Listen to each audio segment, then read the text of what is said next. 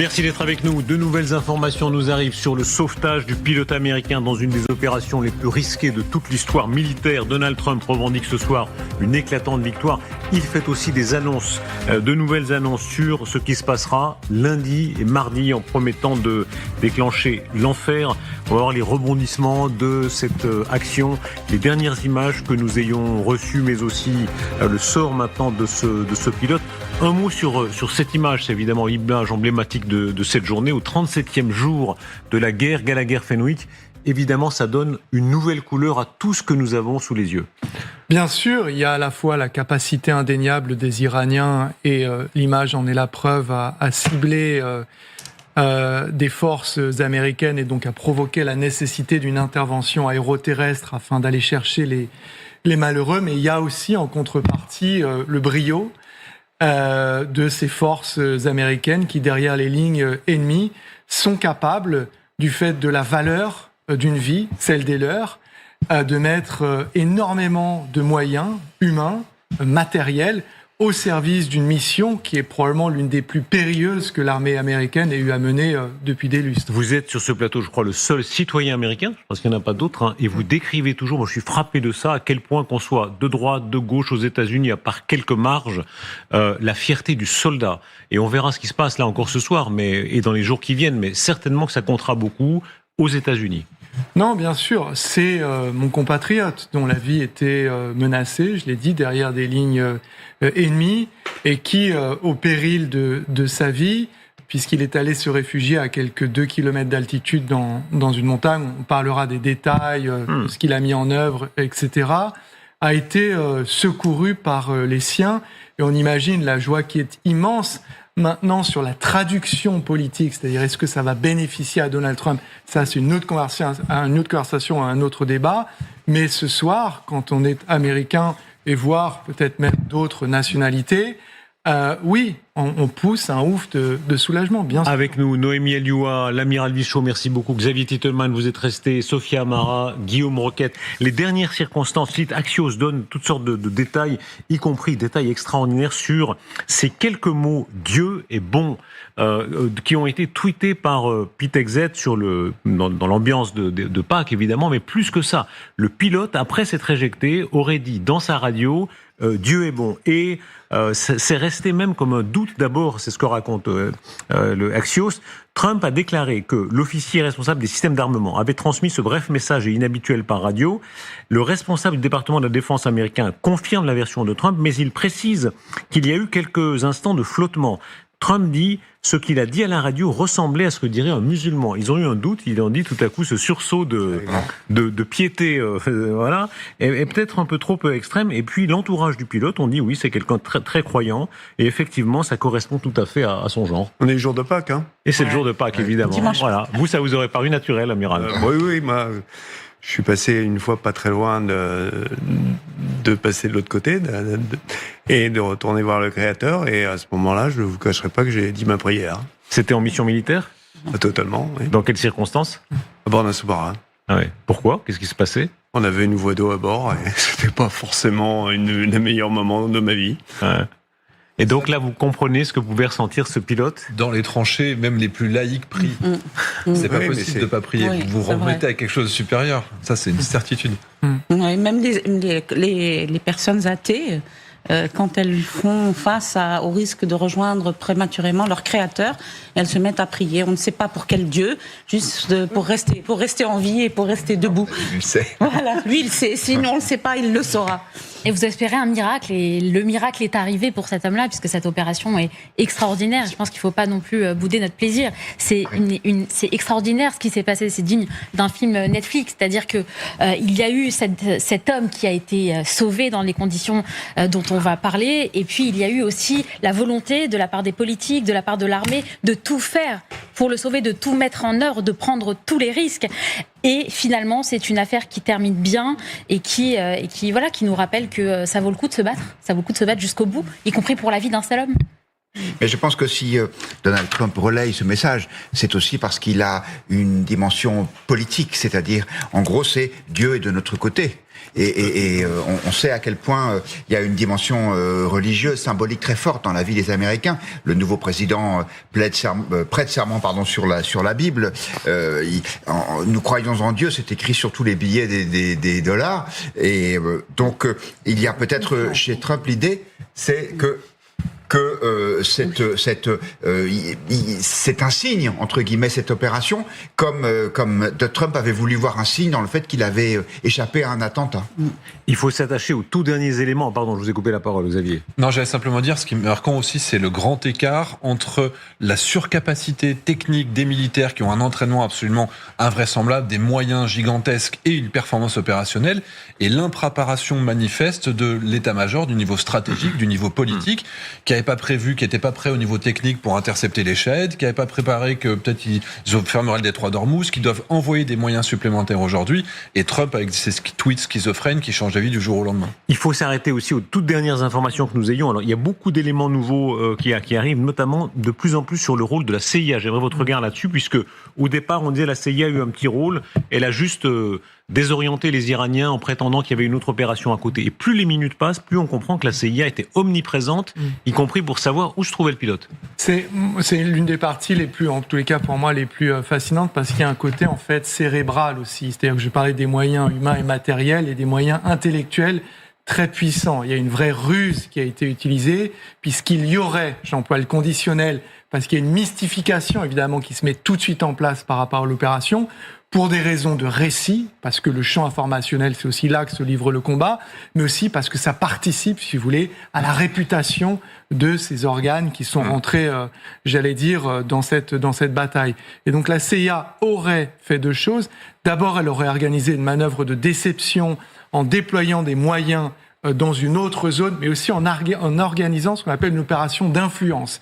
C'est en faisant croire que l'opération d'extraction était en réalité en cours il y a 24 heures, afin de disperser les moyens, d'affiner la couche de l'ennemi pour pouvoir la transpercer plus facilement. Et deuxième chose, et ça c'est très intéressant, c'est que les moyens auraient, conditionnel à nouveau, à sa disposition des moyens de repérage de cet élément vivant ou mort que n'aurait aucune autre agence américaine. Donc, ça veut dire électronique, et certains conjecturaient même au sol. Il y aurait eu des officiers de la CIA ou des indicateurs de la CIA sur le terrain. En fait, ce qu'ils expliquent, c'est que au sol, en réalité, on est dans une province où il y a une très forte dissidence par rapport au pouvoir iranien, et donc il est possible que le pilote ait bénéficié de complicité. On va y revenir dans le récit, mais ce qui est fascinant, comme vous le dites, c'est que visiblement, pendant 48 heures, tout l'appareil d'État américain, militaire, politique, s'est concentré pour sauver cet homme. C'est-à-dire, c'est pas juste le président qui a dit aux généraux « débrouillez-vous, trouvez-le-moi ».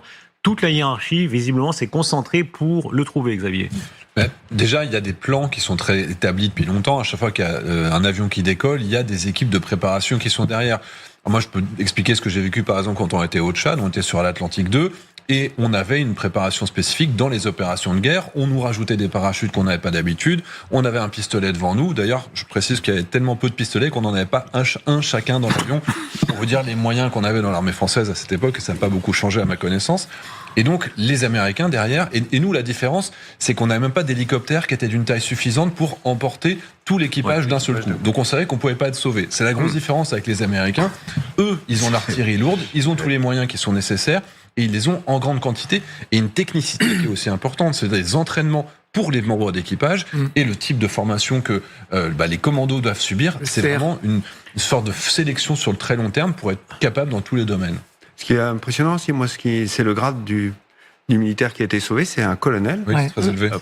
C'est un grade très élevé pour un poste de navigateur tactique sur ce genre d'appareil. Enfin, dans l'armée française, même l'armée de l'air. Donc, ça m'a surpris. Il faisait 16 heures. Ça m'a surpris. Alors, ce qui est pas impossible aussi, c'est que ça relate que il y a des gens dont l'expertise est telle qu'on les garde en tant qu'experts dans des rôles très opérationnels, même en les laissant progresser dans leur grade, de telle manière qu'on ait le meilleur poste. Et ça vaut la peine d'être remarqué. Remontons le fil. Regardez cette animation très intéressante. C'est un site Teli, spécialisé dans la représentation par intelligence artificielle et fiable, qui montre de quelle façon, d'abord, comme vous le disiez, Gallagher Fenwick, simplement l'avion a été touché. Et on est à l'origine de toute la chronologie qu'on va voir maintenant. Et Xavier, vous nous aiderez aussi, vous particulièrement spécialiste des choses de l'aviation, à poursuivre cette chronologie. Mais d'abord, les premiers moments de toute cette longue aventure. Le 3 avril, à 2h15 du matin, une formation de 2 F-15E Strike Eagles franchit la frontière à basse altitude. Un pilote et un officier chargé des systèmes d'armes se dirigeaient vers un bunker de commandement profondément enfoui.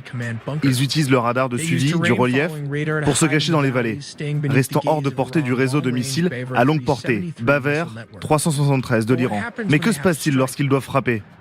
Pour larguer sa bombe GBU-28, Bunker Buster, le Strike Eagle de tête, doit remonter et se placer au-dessus des montagnes. Cela signifie aussi qu'il se trouve dans la ligne de mire des radars. Dans une gorge en contrebas, un système de missiles sol-air, hautement mobile, attend. Il vise la cible et 2 missiles sont lancés.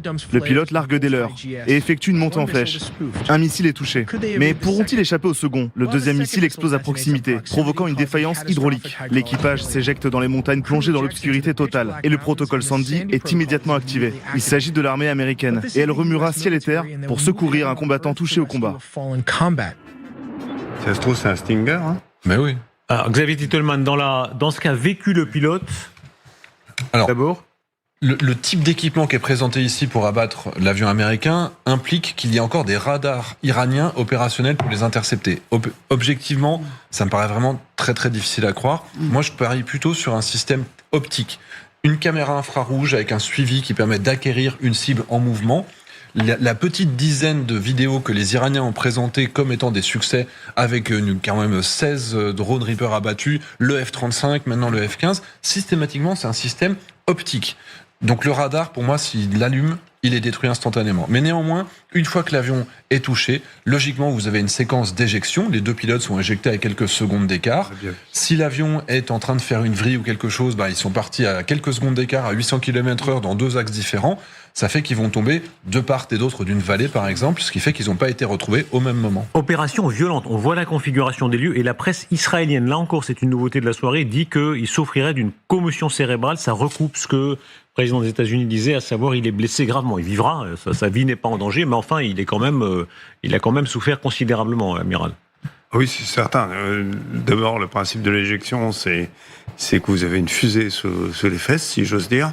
Et donc, vous vous rendez compte de l'accélération, ça suppose. Ensuite, il y a un stress terrible. Et puis, on n'a pas fini parce que de la même façon, comme vous êtes largué, éjecté plus exactement du siège éjectable, vous allez redescendre sous un parachute, mais le parachute, il ne s'est pas forcément déployé très haut et par conséquent, vous allez arriver au sol avec une bonne vitesse aussi. C'est ça. En général, dans l'armée française, dans l'armée de l'air et dans la marine, les gens ne sont pas éjectés plusieurs fois. C'est-à-dire, on l'est 2 fois, parfois 3, mais après, pour préserver votre colonne vertébrale, on arrête. On perd des centimètres. Moi, je connaissais des pilotes de Mirage 3 qui s'étaient éjectés. Si on a une scoliose, ça casse. Donc il faut vraiment, on perd des centimètres parce que les vertèbres on est tassé. Définitivement, ouais. On perd des centimètres à l'éjection. Il faut avoir un dos en très très bon état et qui risque d'être endommagé à cause de l'éjection. Ça c'est évident. Et en plus, si vous tombez, même si vous vous êtes éjecté de manière plus ou moins soft entre guillemets, si vous tombez dans une zone montagneuse comme celle-là et vous ne pouvez pas allumer de torche, en général vous n'aurez peut-être même pas le temps de la chercher ou de la trouver. Vous ne pouvez pas le faire pour pas attirer l'ennemi. Donc vous risquez en plus de tomber sur un sol extrêmement, sur des rochers ou sur un sol extrêmement douloureux pour la personne qui tombe. Il arrive là dans une zone montagneuse. Aidez-nous à raconter la suite, Xavier, notamment le fait qu'il monte sur une crête. Tout ça est très montagneux. Il y a la ville d'Ispahan et la région d'Ispahan. Voilà, ça c'est la vision que Quentin Briand, notre chef d'édition, a capté tout à l'heure, où on voit que, d'abord, il y a cette espèce d'aéroport de fortune, on y reviendra, mais d'abord, il arrive dans cette zone et il monte sur une colline, enfin une crête même, assez haute, à 2000 mètres, plus de 2000 mètres. Peu d'éléments dont on a pour l'instant des certitudes. Il a réussi donc à sortir de son siège, il a abandonné son siège, mais le siège tombe et lui, il continue. Il a quand même sur lui un certain nombre d'équipements. La position du siège est émise automatiquement et lui, il a une radio tactique. A priori, il a pu contacter les forces, expliquer quelle était sa situation, et ensuite il a dû se cacher. Et il a dû se cacher dans une crevasse qui faisait que la position dans laquelle il se trouvait n'était plus détectée à ce moment-là. Est-ce que son beeper était caché parce qu'il était vraiment en profondeur? Et c'est ça qui fait que l'armée de l'air normale américaine ne l'a plus détecté à ce moment-là, et que la CIA, avec des moyens a priori techniques particuliers, était capable de le détecter, alors que l'armée américaine pas. Est-ce que c'est des capteurs qui permettent de voir à travers le sol? Est-ce que c'est des radars millimétriques qui permettent de voir des crevasses? Ça, aujourd'hui, sera une vraie question technique. Que savent faire les Américains pour voir sous le sol que l'armée de l'air n'a pas? Et ensuite, à partir du moment où ils avaient la zone et qu'ils lui avaient fourni une information comme quoi ils allaient venir le chercher, là, ils ont envoyé toute la cavalerie pour pouvoir le repérer, le récupérer et l'exfiltrer. Et il arrive c'est pas loin d'un parc national qui s'appelle le parc de Colagazi. Alors, pour le sourire, pardon, même dans les circonstances graves, on a le droit de sourire un peu. Et je vous recommande d'aller sur le site TripAdvisor. Vous pouvez aller. Alors, il y a un seul avis, c'est un Barcelonais qui est pas content du tout parce qu'il s'est fait arrêter 20 heures durant parce qu'on l'a accusé d'espionnage. Donc, c'est pas recommandé d'aller en ce moment visiter. Mais ça a l'air très beau. Je sais pas si on peut voir certaines des photos qui sont sur TripAdvisor. Donc, il se trouvait là au milieu de ce parc national. Il y a beaucoup d'images avec des chèvres. Hein. Visiblement, il y a beaucoup de bergers qui paissent leur bétail et leurs chèvres. Quoi qu'il en soit, il est dans une zone montagneuse, exposé à des Iraniens qui le recherchent, y compris pour une récompense. Non, bien sûr, puisque le gouverneur de la province, qui fait quelques 16 000 km², avait émis une annonce en disant qu'il y avait l'équivalent, donc c'est plusieurs milliards de tomanes, ce qui fait à peu près 30 000 € de récompense pour toute personne qui livrerait vivant le soldat capturé. Donc il y avait énormément de moyens iraniens et donc s'engage une course contre la montre avec les Américains qui ont procédé via la CIA à cette manœuvre de déception, donc opération d'influence, en faisant croire que les Américains avaient géolocalisé et étaient d'ores et déjà en train de les extraire via un convoi. Donc les Iraniens seraient à la recherche d'un convoi. Et ensuite, les Américains acheminent énormément de moyens. Il faut savoir que la balise que cet aviateur a sur lui, il a pour ordre de ne l'utiliser que très rarement parce que le risque, c'est que le signal est émis par la balise soit repéré par les Iraniens et justement leur permettre de le géolocaliser. Donc il met en œuvre son entraînement SERE, SEER en anglais, et notamment donc vous avez la survie, vous avez l'échappée, vous avez la préparation de l'exfiltration et vous avez les moyens mis en œuvre pour survivre dans des conditions qui peuvent être extrêmement difficiles. À ce moment-là, est-ce qu'il peut parler à son commandement? Est-ce qu'il a ça a duré de longues heures? Est-ce qu'il peut parler à sa hiérarchie? Le moins possible, hein, parce que la guerre a dit est parfaitement exact. C'est comme à bord d'un sous-marin. On ne parle que parce qu'il y a une nécessité absolue de parler. Donc il parle régulièrement pour bien que les autres sachent qu'il est toujours en vie, que ça vaut la peine d'aller le chercher et qu'il est toujours libre. Mais il va parler le moins possible, c'est quelques mots, et pas plus, parce que sinon on peut goniométrer, on peut le trouver. Donc il est possible que donc je sais pas s'il peut parler, donc verbaliser des choses, ça m'étonnerait. En revanche, les Américains semblent indiquer qu'ils savaient qu'il était blessé. Donc peut-être que dans le signal qu'il émet à l'origine, il y a, si vous voulez, une manière d'indiquer l'état dans lequel vous êtes, parce que dans l'entraînement que vous recevez, la première chose à faire, justement, c'est de voir votre état physiologique, et donc dans le premier signal qu'il émet, et ça va, j'allais dire, orienter le type de dispositif et les moyens mis en œuvre. Si vous avez un type qui a commotion cérébrale, hier, dans l'émission de Margot Haddad, il y a un colonel français qui s'est éjecté, et donc ils étaient deux, donc l'opérateur d'armes et le pilote, et les deux se sont cassés la cheville à l'atterrissage, parce qu'il faut savoir, et l'amiral en parlait à l'instant, la vitesse de percussion suite à l'éjection quand vous arrivez au sol, c'est plusieurs dizaines de km/h. Donc si vous n'avez pas un sol plat, que c'est de nuit, qu'il y a une topographie qui est entre guillemets hostile, vous pouvez effectivement vous blesser assez sérieusement. Et malgré cela, et ça vous avez forcément votre entraînement, mais l'adrénaline qui va vous y aider, il faut très très rapidement récupérer son pactage et s'éloigner le plus possible. Et là en l'occurrence, gravir 2 km dans ces circonstances, pour commencer à se cacher dans une crevasse, comme le rapporte le récit, encore une fois, de la part des Américains, c'est quand même, j'allais dire, biologiquement, physiologiquement, intellectuellement, extrêmement difficile. Mais effectivement, il semblerait que dans ces kits de survie pour les pilotes de F-15 quand ils s'éjectent, il y a une petite radio, donc en plus de la balise de détresse, donc un moyen de communiquer. Ce qui est extraordinaire aussi, c'est quand on sait dans quel état il était, effectivement, qu'il a eu la force physique de pouvoir, parce que il est monté, il a pris de l'altitude pour être plus facilement repérable. Et je pense que ça aussi, de même que l'allusion à Dieu, ça fait partie de la construction du héros, parce que évidemment, cet homme, il va être bien plus qu'un soldat sauvé en opération. Oui, et conférence de presse ce lundi, je crois que c'est 19h heure de Paris. Ouais, C'est ça, 13h heure de Washington. Et tout le monde, évidemment, certainement que Trump va mettre en scène, et c'est normal, il remporte une victoire. Hein. Est-ce qu'il pouvait voir, parce qu'on verra tout à l'heure s'il était ou non dans une sorte de situation room, est-ce qu'il a pu voir comme Obama voyait l'action contre Ben Laden avec les soldats avec une caméra frontale, c'est possible? 2011, oui, effectivement. C'est techniquement possible, mais ça implique aussi que que l'équipage qui sont débarqués émettent en permanence. C'est ça. Autant en Afghanistan, au Pakistan, on peut presque se connecter au réseau téléphonique local. Dans cette zone-là, s'ils doivent être connectés au satellite en permanence, ça rayonne et donc ça indique leur position. Et s'il faut cadrer en plus pour le président des États-Unis, ça fait beaucoup à avoir en tête. Lui, il aime les vidéos de 2 minutes, donc il faut juste tourner au moment où on attrape le héros et qu'on le sort sain et sauf. Et quoi qu'il en soit, on verra plus tard. Il y a beaucoup d'indices là, parce que Trump s'est enfermé pendant plusieurs heures. Il y avait même la rumeur selon laquelle il était prétendument mort. Il y a eu beaucoup de sites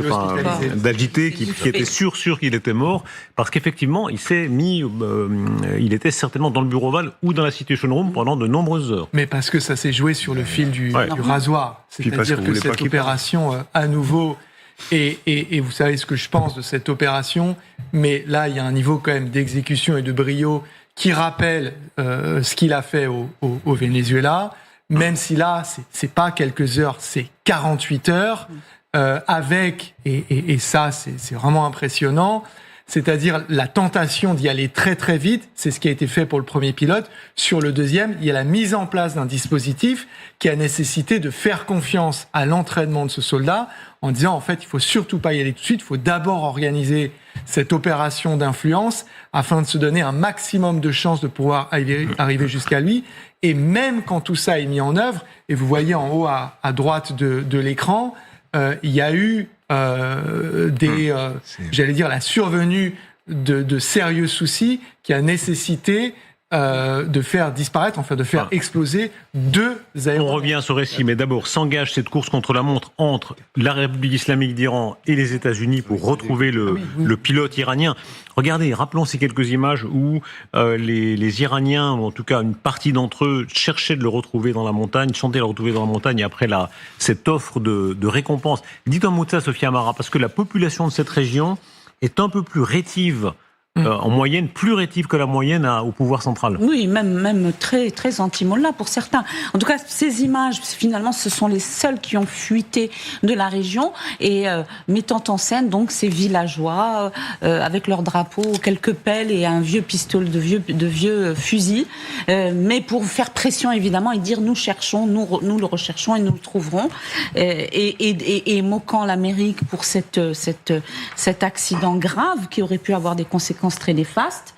Et de l'autre côté, on l'évoquait, rappelez-vous, Darius, sur ce même plateau, qu'il y avait peut-être une possibilité, que la population sur place ait peut-être, à l'époque, on ne savait pas qu'il serait secouru et quand il le serait, mais qu'en tout cas, il ne le livrait pas nécessairement, même en contrepartie d'une récompense, parce que ce sont des Arabes d'Iran qui sont contre les mollahs, maltraités par les mollahs. Ce ne sont pas des chiites, ce sont des sunnites. Donc, vieille détestation entre les Arabes et les Persans, qui se retrouvent à travers les siècles et qui Exactement, et qui pourraient soit le protéger, ou en tout cas, soit faire semblant de ne pas le voir, pour pas qu'il tombe entre les mains du régime iranien. Et ensuite, les choses s'accélèrent. Regardez, c'est la constitution de cet aéroport de fortune. En quelque sorte, c'est un aéroport de, comment dit-on, de campagne. Il sûrement n'avait jamais vu de sa vie arriver un C-130.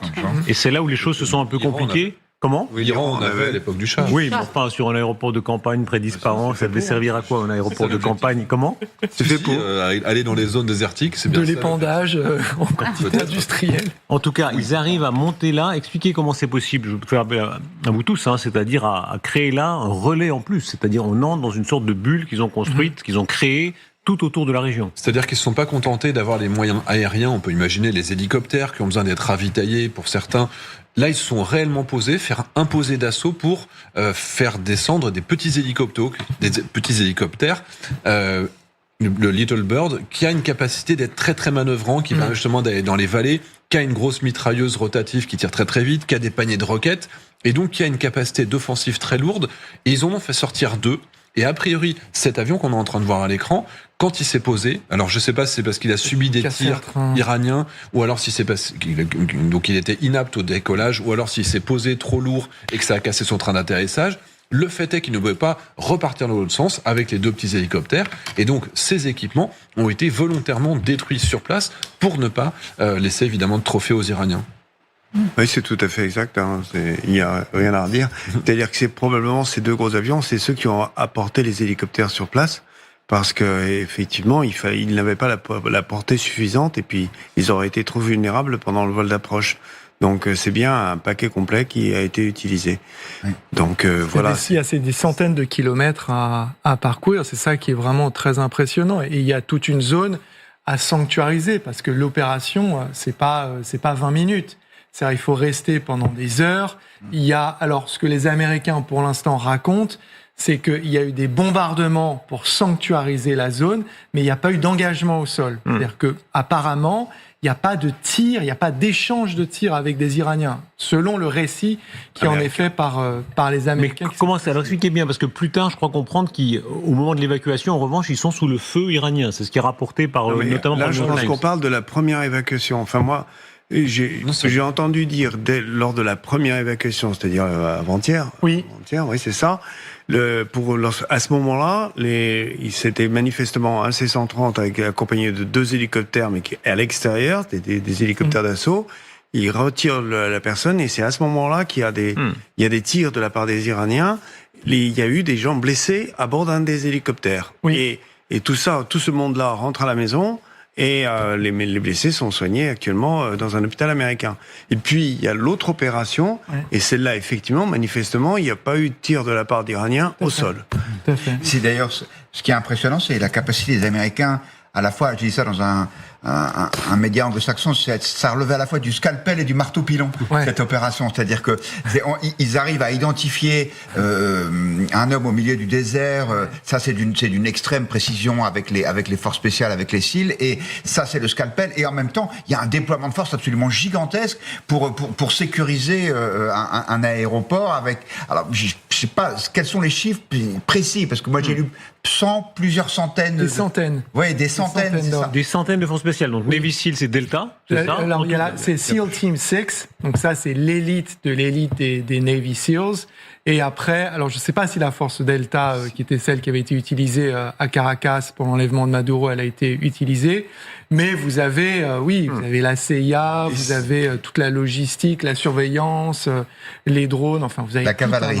Les SEALs sont des commandos marines qui ont la capacité, SEAL c'est encore un acronyme dont les Américains raffolent, qui veut dire Sea Air Land Team. C'est-à-dire il est capable dans toutes les dimensions du combat, ils savent tout faire. Il y a encore un épisode qu'il ne faut pas manquer, puisque avant ça, ce qui semble-t-il a accéléré les choses, c'est qu'une colonne iranienne s'approche du pilote. Et c'est à ce moment-là que les Américains décident d'accélérer l'opération avec l'intervention de Drone Reaper, qui est un drone pas seulement d'observation, c'est un drone de combat qui peut tirer des armes relativement lourdes. Expliquez ça, Xavier. Alors, les drones Reaper, les Américains en ont énormément. Ça coûte pas cher relativement aux Américains, c'est 30 millions de dollars à peu près. Et ils ont une permanence en vol qui va dépasser les 18 heures, voire 24 heures en fonction de la quantité d'armement qu'on va leur mettre sous les ailes. À l'avant, on voit qu'il y a une grosse caméra. Cette caméra, elle permet de suivre avec une caméra infrarouge à presque 40 km de distance. Et c'est vraiment très peu silencieux, évidemment, à telle distance, on ne le repère pas. Et ils ont la possibilité, sous leurs ailes, d'avoir des missiles, notamment des missiles anti-char Hellfire. Et là, ils peuvent en transporter, je sais plus, c'est 6 ou 8, mais ils ont quand même une grosse quantité. Et la boule qu'on a à l'avant est aussi une boule de désignation laser. C'est-à-dire que ces missiles, ils vont pouvoir éclairer la cible, même si elle est en mouvement. Et quand vous avez une colonne de véhicules iraniens qui arrivent, un seul de ces drones est capable finalement de gérer une zone et de sécuriser une zone en entier. Expliquez bien ça, parce que vous décrivez très bien comment ils ont vraiment tiré dans tous les sens pendant 10 heures à peu près. Ils ont vraiment tiré sur tout ce qui pouvait bouger tout autour du pilote. Alors, il y a plusieurs choses. Il y a déjà à très grande distance, à plusieurs centaines de kilomètres, ils ont certainement des avions radars qui ont aussi une capacité de voir ce qui bouge au sol. même les véhicules qui se déplacent. Donc dès qu'il y a un véhicule ou un groupement de véhicules, c'est vu à très grande distance. Ça permet ensuite d'orienter ce type de drone ou alors des avions F-15, F-16, A-10, voire peut-être même des gros avions gunship comme le AC-130. Et ensuite, dès qu'on confirme, ils ouvrent leur camion, on voit qu'il y a un missile à l'intérieur, ils sont capables de le frapper quasi instantanément. Donc la surpuissance américaine, elle va du renseignement à très longue distance, du renseignement visuel en direct et la capacité de frappe quasi instantanée. Mais ça rappelle ce que faisaient déjà les Américains en 2003 en Irak, où finalement, dès qu'un mec se baladait avec une pelle et qu'il commençait à creuser un trou, il le tuait. Sans se poser la question que c'était peut-être juste un paysan. Exactement. Et il y avait des images, vous vous rappelez peut-être, Xavier, qui avaient fuité lorsqu'en 2020, en janvier 2020, aux abords de l'aéroport de Bagdad, ce même drone avait été utilisé pour liquider Qassem Soleimani. Et on avait dans le même temps les images de Bagdad et du Reaper qui avait donc liquidé le patron de la force Al-Quds, mais aussi dans la salle de contrôle où se passait évidemment l'opération à distance et qui se trouvait aux États-Unis dans le même temps. Ça veut dire que pendant à peu près 10 heures, il y a une portion de la République islamique qui a été tenue entièrement par les Américains. Oui, c'est-à-dire que ça fait des semaines qu'on se dit, mais est-ce que les Américains peuvent aller au sol, les fameuses bottes boots on the ground, et ben voilà, ils l'ont fait. Alors certes, il y a eu un peu de casse matérielle, ça a coûté un peu cher, mais il n'y a pas eu un mort. Et ils ont réussi à maintenir à distance les Iraniens. Moi, je ne sais pas du tout quelles sont les conclusions que tire l'état-major américain de cette opération, mais il est possible que ça leur donne des idées pour l'avenir, et que ce à quoi nous avons assisté n'est pas seulement un acte d'héroïsme, mais un acte technique exceptionnelle. Une répétition. Peut-être un tournant dans ce conflit. Oui, il y a les questions techniques, il y a la question aussi politique. Et on voit bien que quand Donald Trump décide véritablement une opération, quand bien même elle est dangereuse, quand bien même elle comporte un certain nombre de risques, lorsqu'il décide de prendre la décision et d'exécuter les choses, et bien finalement l'armée se met en branle-bas de combat, les renseignements également, ils font en sorte de mettre en place, de mettre très techniquement justement ces actions sur le terrain militaire. Voilà, c'est ce que l'on voit. C'est-à-dire que demain aussi, ce sera à Donald Trump de décider s'il veut ou non mettre des troupes au sol, et c'est là que d'abord tout se joue au niveau de la décision politique. Ensuite, la question de la mise en forme, la mise en place technique, elle se fera, mais par l'armée. Ce sera l'armée qui ensuite mettra en exécution une décision qui sera d'abord politique. Est-ce que ce qui vient de se passer accroît les chances, l'éventualité de troupes au sol, ou est-ce que ça décroît ça? C'est-à-dire que est-ce que les militaires dont le blason est sacrément redoré aux yeux de Donald Trump viennent le voir et lui dire écoutez, on a réussi, c'est un miracle, c'est dimanche pascal, Dieu nous a souri, on ne peut pas vous promettre que ce soit le cas tous les jours de la semaine. Après, il y a la Pentecôte, il y a 40 jours d'ouverture. L'essai réussi. Il y a ce fameux mot de Napoléon qui est parfois mal connu, qui est « on s'engage et puis on voit ». C'est pas à l'improvisation, c'est l'idée qu'on essaye un truc et l'essai permet... Amiral, je sais pas si vous êtes lecteur de Lénine, mais Lénine adorait lire ça et il disait la version russe, c'est la reconnaissance en force, c'est-à-dire on essaie un truc, on essaie une tentative et quand ça marche, on se dit on y va. Les Américains sont réputés pour essayer systématiquement toutes les solutions jusqu'à finalement trouver la bonne. Bon, le problème, c'est qu'avec ce genre de démarche, il y a parfois des pertes dans les premiers essais. Mais c'est effectivement, ils s'entêtent. Par exemple, quand ils cherchaient des éléments. Quels étaient les éléments les plus favorables pour la radioprotection? Ils ont pratiquement analysé tous les éléments du tableau de Mendeleïev, c'est-à-dire tous les éléments connus de l'époque. Avançons dans le récit. Regardez, les Navy Seals sont là à l'image, qu'on comprenne bien maintenant. Michel Polaco, vous nous avez rejoint. On est arrivé au stade où l'opération proprement dite commence, c'est-à-dire quand les Navy Seals... Alors, expliquez-nous, d'après ce qu'on peut recomposer, Michel Polaco, qui amène les Navy Seals très exactement sur le lieu où se trouve le pilote, et alors, qu'est-ce qui se passe ? Alors, j'y étais pas, mais à mon sens, les Navy Seals sont arrivés par hélicoptère et ils ont dû arriver probablement, peut-être avec escale ou ravitaillement, mais c'est pas sûr, depuis les frégates américaines à bord desquelles se trouvent des hélicoptères tout à fait adaptés pour ce genre de mission. Il y a aussi la possibilité de l'aéroport, c'est ça, qu'il soit passé, Xavier, par l'aéroport ? Effectivement, ils peuvent avoir été déposés avec les C-130, avec les posées d'assaut, de la même manière que des hélicoptères ont été déposés de cette manière-là. Ils peuvent effectivement avoir été envoyés au sol, mais pour sécuriser aussi l'aéroport. Mais logiquement, c'est bien des petits hélicoptères qui vont aller directement sur la zone, parce que ces aéroports sont dans la vallée, alors que le pilote était en hauteur. Comment il faut imaginer la scène? Pardon d'entrer dans ce détail, là c'est quasi la série Netflix qui est en train de s'écrire, mais comment? C'est-à-dire, ils sortent de leur hélicoptère, ils vont à la grotte, et qu'est-ce qui se passe? L'hélicoptère qu'on est en train de voir là, alors là c'est un hélicoptère avec, on voit la perche de ravitaillement qui est à l'avant, qui permet de partir d'Irak, d'être ravitaillé en vol, de faire la mission, de se poser, de récupérer le pilote saut et de repartir dans l'autre sens. Là, vous avez les commandos, justement, dont la mission est d'être capable. Alors là, c'est du cinéma à l'américaine, évidemment, mais sur le principe, ce sont ces types d'hélicoptères qui sont ceux qui sont adaptés. Tous les hélicoptères Black Hawk n'ont pas cette perche de ravitaillement. On voit le nez qui est modifié, qui contient un radar. Il a des alertes. On voit sur l'arrière également certains capteurs qui permettent de voir s'il est éclairé par un laser. Donc ça, c'est une version très particulière de cet hélicoptère qui est vraiment adaptée aux missions qu'on appelle le Combat Search and Rescue. Est-ce qu'on peut imaginer qu'à partir de cet hélicoptère, ils élitreillent le soldat blessé? C'est-à-dire qu'il y a un homme qui descend, qui l'arnache et qui fait remonter le récupérer, il peut le mettre sur une civière. Ouais. Est-ce qu'il y aurait une autre solution? Alors il y a le petit hélicoptère Little Bird dont on parlait tout à l'heure, mais normalement c'est un hélicoptère qui est plutôt fait pour être plus agressif. Ouais, mais pas de treuil. c'est pas fait pour treuiller, effectivement. Logiquement, c'est plutôt cet hélicoptère-là. Michel Polacco, vous me disiez, et vous me confirmez, n'est-ce pas, qu'on voit les treuils? Le treuil ici a sans doute joué un rôle important. Ben oui, là on voit très bien le treuil sur l'hélicoptère. Alors vous voyez la porte sur le côté est ouverte.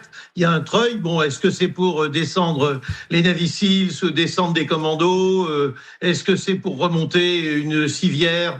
Vous savez qu'il existe des civières qu'on peut fermer, dans lesquelles on peut mettre un blessé, parce que là, à ce moment-là, il n'y a plus du tout besoin de sa participation. Il est protégé. C'est mobile. Mais non, ça, c'est les hélicoptères qui servent véritablement à la fin de l'opération, sachant que les petits dont on parlait tout à l'heure, les Hughes 500, que j'appelle Hughes, qui sont devenus McDonnell et maintenant Boeing, c'est des hélicoptères qui, au contraire, sont très agiles et qui peuvent servir d'hélicoptères d'attaque, mais très très agile, véritablement très agile. Bon, l'hélicoptère d'attaque roi chez les Américains, c'est quand même l'Apache. Pour parler du ravitaillement en vol, en France, nous avons l'escadron Pyrénées, qui est le seul escadron, à ma connaissance, en France, qui possède des hélicoptères Caracal capables d'être ravitaillés en vol. Et à ce titre, nous avons dans un premier temps acheté des Hercule C-130J pour pouvoir les ravitailler. Et maintenant, on peut les ravitailler aussi avec nos Airbus A400M. Et je crois même avec les Airbus A330 MRTT, c'est-à-dire les Phoenix. La prise de risque, j'aimerais votre avis à tous là-dessus, la prise de risque ici est énorme. C'est-à-dire, là, ça a réussi, même s'ils ont perdu, on en parlait, hélicoptères et avions, mais enfin, en gros, c'est évidemment une très grande réussite. Mais ils sont passés pas très loin, ou en tout cas, c'est une prise de risque énorme. Ouais, mais Assumée. Ce sont des forces spéciales, dans la prise de risque, c'est un métier, donc il n'y a pas de problème pour eux. Ça fait partie de... C'est une des raisons de leur vocation. Donc voilà, oui, c'est incontestable, c'est le maximum, mais c'est aussi les meilleurs soldats pour faire ce genre de choses. Il n'y avait pas d'autre choix, il me semble, pour eux que de prendre ce risque, que de prendre tous ces risques, dans la mesure où c'est une question presque éthique qui se jouait. C'est-à-dire que laisser un homme derrière soi, un homme qui se bat pour le drapeau, qui connaît le prix de la liberté, qui est là justement pour défendre les intérêts des Américains, qui s'engage dans une guerre à ce titre-là, ne peut pas être abandonné à son propre sort. C'est toute la nation, au fond, qui se serait levée pour défendre cet homme. Et si je peux me permettre, je pense souvent aussi à nos otages, à nous, en France. Nous n'en parlons pas suffisamment. Christophe Glaise, journaliste, condamné à 7 ans de prison. Alors ce ne sont pas des soldats, ce sont des personnalités de la société civile qui sont souvent arrêtées pour des questions politiques. Mais quand même, nous devrions nous battre aussi pour eux. Et nous comprenons les Américains qui se battent là pour leurs soldats et qui sont prêts à tous les risques. Les Israéliens, souvenez-vous de l'affaire Gilad Shalit, un homme, un soldat contre 1027 Palestiniens. Et c'est ça qu'il faut entendre. C'est l'idée que lorsqu'il y a un compatriote qui est à l'étranger, il faut se battre pour lui, qu'il soit un soldat ou qu'il soit un civil. Et nous avons Christophe Glaise, nous avons aussi Cécile Collère et Jacques Paris qui sont encore, à l'heure qu'il est, à l'ambassade de France à Téhéran, après avoir passé plusieurs années dans les geôles iraniennes pour des raisons politiques. Pensons aussi à nos propres otages qui sont enfermés à l'étranger. On verra plus tard les images de la Maison-Blanche qui sont en train d'être partagées, mais là, l'idée, on ne laisse personne derrière. Ça va être quelque chose de très important, y compris dans la conférence de Trump qu'on va entendre. Oui, c'est une règle absolue. D'abord, c'est une règle absolue dans la guerre.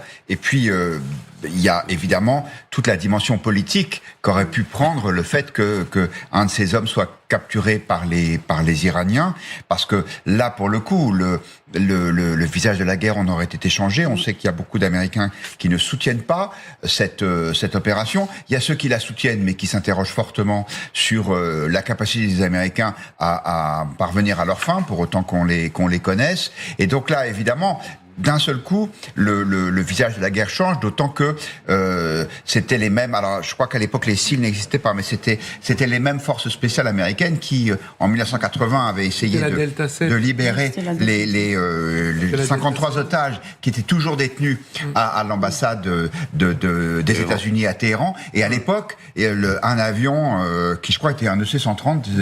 Plus un hélicoptère Sikorsky s'était retrouvé à Chess et il y avait eu 8 morts parce qu'ils s'étaient rentrés dedans. Donc c'était vraiment la catastrophe absolue. Oui. Et par contraste, le succès de cette opération dont nous parlons ce soir est absolument magnifique. Il y a une dimension de revanche, n'est-ce pas ? Trump a dit beaucoup, revanche, oui, nous prenons notre revanche. Ça fait 47 ans que la République islamique dit mort à l'Amérique. Et il y a eu des échecs, et là c'est un succès. Donc cette dimension de revanche est très importante. Elle est différente chez nous, parce que c'est pas du tout notre culture, la revanche, la vengeance. Mais certes, ce qui est, et puis vous l'évoquiez à l'instant, Guillaume, c'est quand même une belle... cette fois, moi, je peux le dire, revanche, le fait que ce soit les Navy Seals, la Team 6, qui ait sauvé ce pilote, c'est en fait en 1980, après l'échec de l'opération que vous mentionniez en 1980, c'est à la suite de cet échec que cette team a été créée. Donc c'est une sacrée revanche. Et quelqu'un m'écrit à l'instant sur Polymarket, ceux qui avaient parié sur le fait qu'il y aurait des troupes au sol, en avril, ont gagné. Ils ont gagné de l'argent. Je ne sais pas si qui parie sur ce plateau. Il est gagnant par hasard. C'est celui qui a trouvé un ticket de loto sous la table. Ah non, on a le droit d'avoir une bonne prévision. C'est pas interdit. Il faut quand même relativiser. C'est une affaire exceptionnelle, mais c'est pas le choix d'aller faire une action avec des troupes sur le terrain, avec un objectif sur le terrain. C'est du sauvetage. Donc on n'est pas du tout dans la même dimension. Cette opération, on n'allait pas la faire il y a 72 heures. En tout cas, le concours, regardez, installons-nous, comprenons bien le concours de toutes les armes simultanément, parce que de la même façon que tous les services de l'État américain ont concouru à cette action, la liste, elle est trop longue à faire, mais depuis le satellite très haut dans le ciel, les AWACS, les RC-135 de guerre électronique, dites-nous un mot de ça, c'est-à-dire à quel point tout ça a été mené par tous ces avions simultanément, tout ça a volé à peu près ensemble, et notamment il y a une dimension de guerre électronique très importante. Alors, la guerre électronique, elle permet de savoir s'il y a des radars ennemis qui vont être éventuellement allumés. Ça permet de savoir s'il y a des communications qui sont allumées. Donc, dès que les Iraniens vont commencer à communiquer les uns avec les autres, on capte, on identifie la fréquence et on arrose exactement sur la même fréquence. On envoie soit des faux signaux si on arrive à pirater leur système, soit ça les rend incapables de communiquer. Vous avez les avions qui permettent de radariser à longue distance, savoir la position des éventuelles mêmes forces au sol qui vont se déplacer. L'AWACS, lui, c'est pour voir s'il n'y aurait pas un drone kamikaze, un hélicoptère qui existerait encore, ou même des petits drones qui essaient de survoler la zone. Vous avez les F-15 et les A-10 et les Reaper qui vont faire du bombardement et de l'observation sur la zone. Et en dessous, vous avez les hélicoptères d'attaque Apache pour rafler. Donc là, on strafe tout ce qui peut résister dans la zone. Et les hélicoptères UH-60 qui sont ceux qui vont récupérer.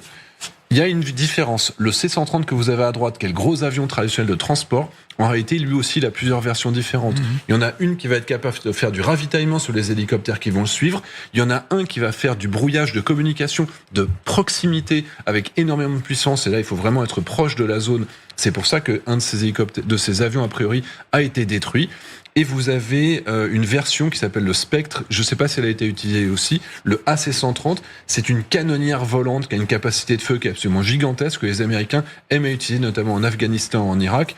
Et donc ça, c'est qu'une petite partie, et chacun de ces appareils, ils les ont déployés certainement à plusieurs exemplaires. L'usage des A-10, là on s'approche de l'appui au sol, du combat au sol, Michel Polaco, ces fameux A-10 qu'on a vu arriver en si grand nombre, et on verra dans quelques instants avec Flight Radar que ça continue à arriver en nombre, puisqu'il est en train de préparer une dimension de guerre encore accrue.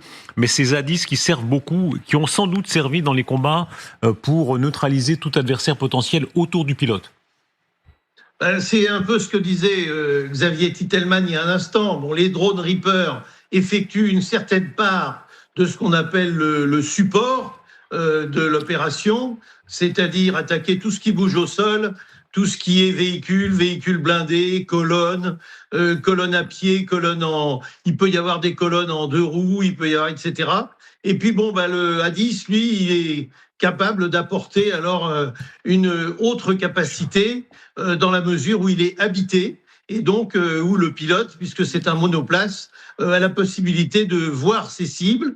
Il peut les voir en infrarouge la nuit et les voir évidemment dans la lumière du jour le jour, et il est capable d'adapter. Alors que le drone, il va falloir que l'opérateur qui est à 10 000 km ou à 2 000 km soit capable bien de reconnaître, etc. Donc voilà, ça se complète. Mais disons que dans les années qui vont venir, probablement, il n'y aura plus que le drone et il n'y aura plus le Hadis. Le Hadis, il a presque 50 ans et il est en train de terminer sa vie. Je voulais rajouter un mot sur l'AWACS. Il est très important. L'AWACS, c'est la synthèse. C'est la synthèse de tout. C'est là que se trouve probablement le dernier commandant en chef de l'opération, parce qu'il y a des commandants au CENTCOM, il y a des commandants à droite à gauche. Tous ces gens-là ont des responsabilités, prennent des décisions politiques, des décisions extrêmement importantes. Mais il y en a un qui fait la synthèse, qui gère tout, à bord de l'AWACS, où il y a des opérateurs de console qui voient beaucoup de choses, qui entendent beaucoup de choses, qui reçoivent les informations par un certain nombre de liaisons cryptées. Et Xavier connaît ça très bien, puisque ça a été son métier pendant un temps. Il est 22h55, on poursuit cette émission spéciale. Il y a beaucoup de déclarations de Donald Trump ce soir qu'on va développer, y compris sur la suite des opérations où il tient des propos extrêmement guerriers. Et ces propos vont avec une masse d'avions qui est en train de s'approcher du Proche-Orient, qui parle notamment des États-Unis. Mais passons par le moment de la décision. Est-ce que Trump lui-même a pris la décision? Rappelons les images, opération précédente, quand il était à Mar-a-Lago et qu'il avait fait une sorte de situation room improvisée, sur le modèle un peu d'Obama 2011, quand il a fait tuer Ben Laden. Est-ce qu'on peut conjecturer que Trump lui-même a été l'homme qui prend la décision politique? Oui, et j'espère que les militaires n'ont pas eu à lui expliquer les raisons pour lesquelles il faut la prendre, cette décision. On en parle souvent sur cette plateau, et c'est une conversation très stimulante sur ce qui sépare la démocratie de la théocratie. En l'occurrence, la valeur à la fois de la vie des vôtres, quand vous êtes citoyen. Un des premiers rôles d'un État démocratique, c'est la protection qui est due aux citoyens, mais c'est aussi le soin qui va être mis quant à l'emploi de la force et ses conséquences à la fois sur l'ennemi, mais sur les civils en terrain hostile. Et cette fois, il n'est pas allé à Mar-a-Lago, il était à la Maison-Blanche, beaucoup dans son bureau apparemment, et à tel point d'ailleurs que les gens sont, si j'ose dire, inquiétés. Certains réjouis, mais enfin c'est une autre histoire. En tout cas, il a, pour ainsi dire, disparu pendant quelques heures. Oui, effectivement, il était resté à la Maison-Blanche. Peut-être que ça donnait une solennité supplémentaire à cette opération, parce que évidemment la Maison-Blanche c'est le cœur du pouvoir. Il y a aussi autour de lui toutes les dirigeants des parties prenantes de l'opération que vous citiez. On aurait pu rajouter Israël d'ailleurs, parce que je crois que le renseignement israélien a été très important pour les oreilles israéliennes, pour informer sur les mouvements des troupes terrestres des gardiens de la révolution islamique. Et c'est évidemment Trump qui était en commandant en chef et pas en homme un peu bizarre qui passe 3 jours par semaine à côté de son golf. Il était vraiment là, le commandant en chef des États-Unis. Alors, il y a un triomphalisme, en l'occurrence, tout à fait légitime. Nous avons secouru l'aviateur, dit le président des États-Unis, gravement blessé et vraiment courageux du fin fond des montagnes de l'Iran. Le sauvetage était un miracle de Pâques. On reviendra à la dimension Pascal. L'armée américaine a mené une des opérations de sauvetage les plus audacieuses de l'histoire pour venir en aide à un de nos incroyables officiers. Il est désormais sain et sauf. Il a été blessé, mais il s'en sortira très bien. Nous n'abandonnerons jamais un combattant américain. Et la Maison-Blanche communique beaucoup sur le thème « on ne laisse jamais laisser l'un des nôtres »,« on l'a récupéré », etc. Ce qui est intéressant, c'est que dans tout ce propos, cet appareil de langage, on insiste sur l'opération, on insiste sur le côté sauvetage, on insiste sur le côté miraculeux aussi, sur le côté presque divin, mais il n'y a pas une récupération militaire entre guillemets. Il n'y a pas une espèce de feuille de route en disant bah voilà, on a commencé au sol et ça n'est que la première étape. J'ai le sentiment qu'il y a une espèce, c'est assez paradoxal quand on parle de lui, mais qu'il y a une forme de prudence de Trump dans l'exploitation de cet événement, en tout cas dans toutes ses conséquences possibles militaires. La part d'émotion politisé et la part d'émotion réelle. Lisons la déclaration de Trump là, quand il dit il n'a jamais été vraiment seul car son commandant en chef, le secrétaire à la défense, Pete Hegseth, le chef d'état-major interarmé et ses compagnons d'armes surveillaient sa position 24 heures sur 24 et planifiaient avec diligence son sauvetage. Les militaires, notamment Michel Goya qui a vécu ce genre de choses, dit, il n'est pas du genre naïf, hein, il dit oui, moi ça m'a ému, voilà, ça m'a ému de vivre ça. C'est sûr que le soldat, lui, il sait qu'il a toute une machine qui est au-dessus de lui parce qu'il y a été préparé et qu'il connaît effectivement, Gallagher le dira mieux que moi, l'état d'esprit américain qui veut qu'on ne laisse personne derrière. Donc il sait que ça va venir et c'est ça aussi qui fait tenir psychologiquement.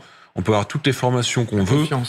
Si on n'a pas la certitude qu'à la fin, on va venir nous chercher, quel que soit le coût matériel, et les Américains peuvent se le permettre, évidemment, ça permet de tenir. Dans d'autres conditions, un autre soldat d'un autre pays, notamment les Russes, aujourd'hui, se plaignent dans des forums. Nous, pourquoi est-ce qu'on n'est pas capable de venir sauver nos gars quand ils sont éjectés de l'autre côté de la frontière ? Quel que soit le coût, si vous permettez, matériel et même humain. C'est-à-dire qu'on prend le risque. Et là, c'est pas évidemment que c'est Donald Trump qui a pris la décision, mais on n'a jamais vu l'armée américaine, sous quelque président que ce soit, laisser un homme derrière. Et quel que soit le coût matériel et même humain, c'est-à-dire ils sont prêts à aller jusqu'à perdre 2, 3, 5, peut-être voire 15. 10 hommes s'il le faut, mais on ne laisse pas quelqu'un de blessé à terre qui est tombé lors d'une mission militaire. Et c'est ça qui fait la différence, comme vous le disiez. Écoutez la Maison-Blanche, ça fait partie, il y a beaucoup de tweets, de déclarations, etc. Mais une des petits extraits sonores où la Maison-Blanche se félicite évidemment de ce qui s'est passé.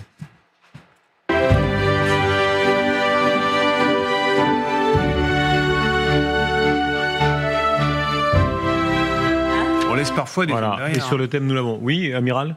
Non, je disais, on laisse parfois des hommes derrière parce qu'on n'a pas les moyens pour les évacuer ou pour aller les chercher. Ça existe aussi. Hein.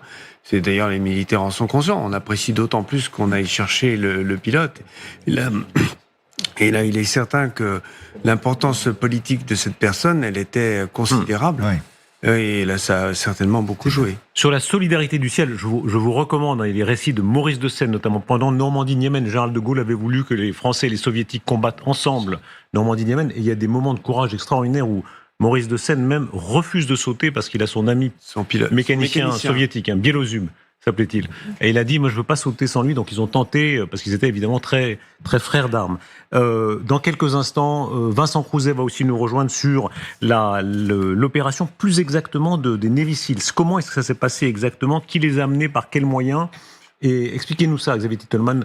Par quels moyens exactement ces commandos, on ne sait pas combien ils étaient, mais on parle de centaines d'hommes, ont été physiquement amenés là où ça s'est passé. Ça me paraît beaucoup. Moi, je pense que des centaines, ce serait toutes les personnes. On a dit moins de 100 personnes.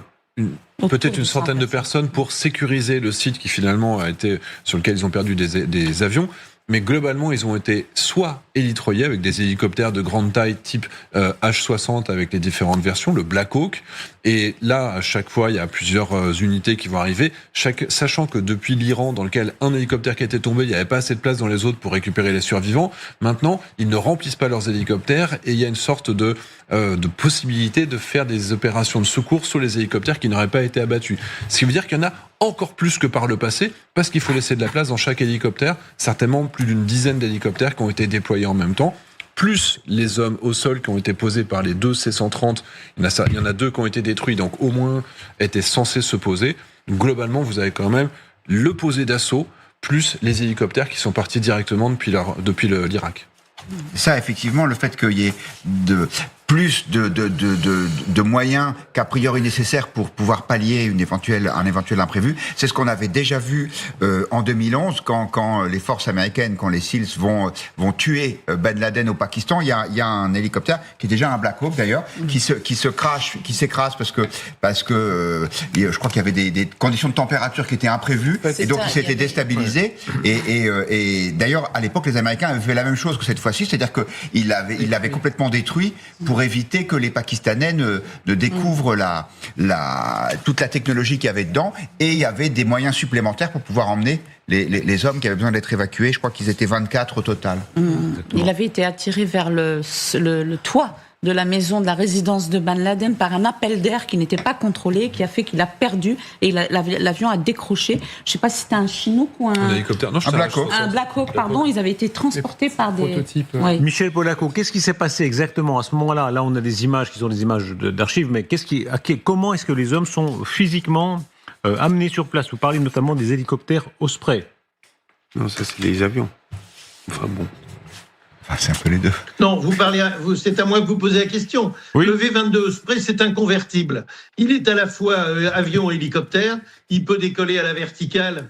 Et puis, une fois qu'il est en vol, petit à petit, il fait la transition et ça devient un avion. Il fait tourner ses moteurs et les hélices vers l'avant. Et puis, s'il veut se reposer soit comme hélicoptère, soit comme avion, dans un cas, d'ailleurs, il peut pas vraiment se poser comme avion. Il est obligé de se poser comme hélicoptère parce qu'il a des pales qui sont extrêmement longues. Et donc, il refait sa transition dans l'autre sens. Il a un avantage, c'est qu'évidemment, on peut mettre 60 personnes à bord. Bien évidemment, comme le disait Xavier, je crois d'ailleurs, on va éviter de faire le plein parce que c'est toujours utile d'abord d'avoir de la souplesse, donc une machine pas trop lourde, et deuxièmement d'avoir de la place pour évacuer des gens si c'est nécessaire. Donc voilà, le V-22, mais enfin c'est quand même une machine qu'on a très peu vue au combat. C'est une machine qui est développée depuis plus de 20 ans, qui a eu beaucoup de revers. Il y a eu beaucoup d'accidents parce que, comme vous l'imaginez, quand il y a une panne d'un des deux côtés, c'est tout qui se casse la gueule. Vous nous rejoignez, merci beaucoup. Vous êtes avec nous, Vincent Crouzet, vous êtes ancien de la DGSE, vous signez Le jour où je suis devenu espion aux éditions de l'Observatoire.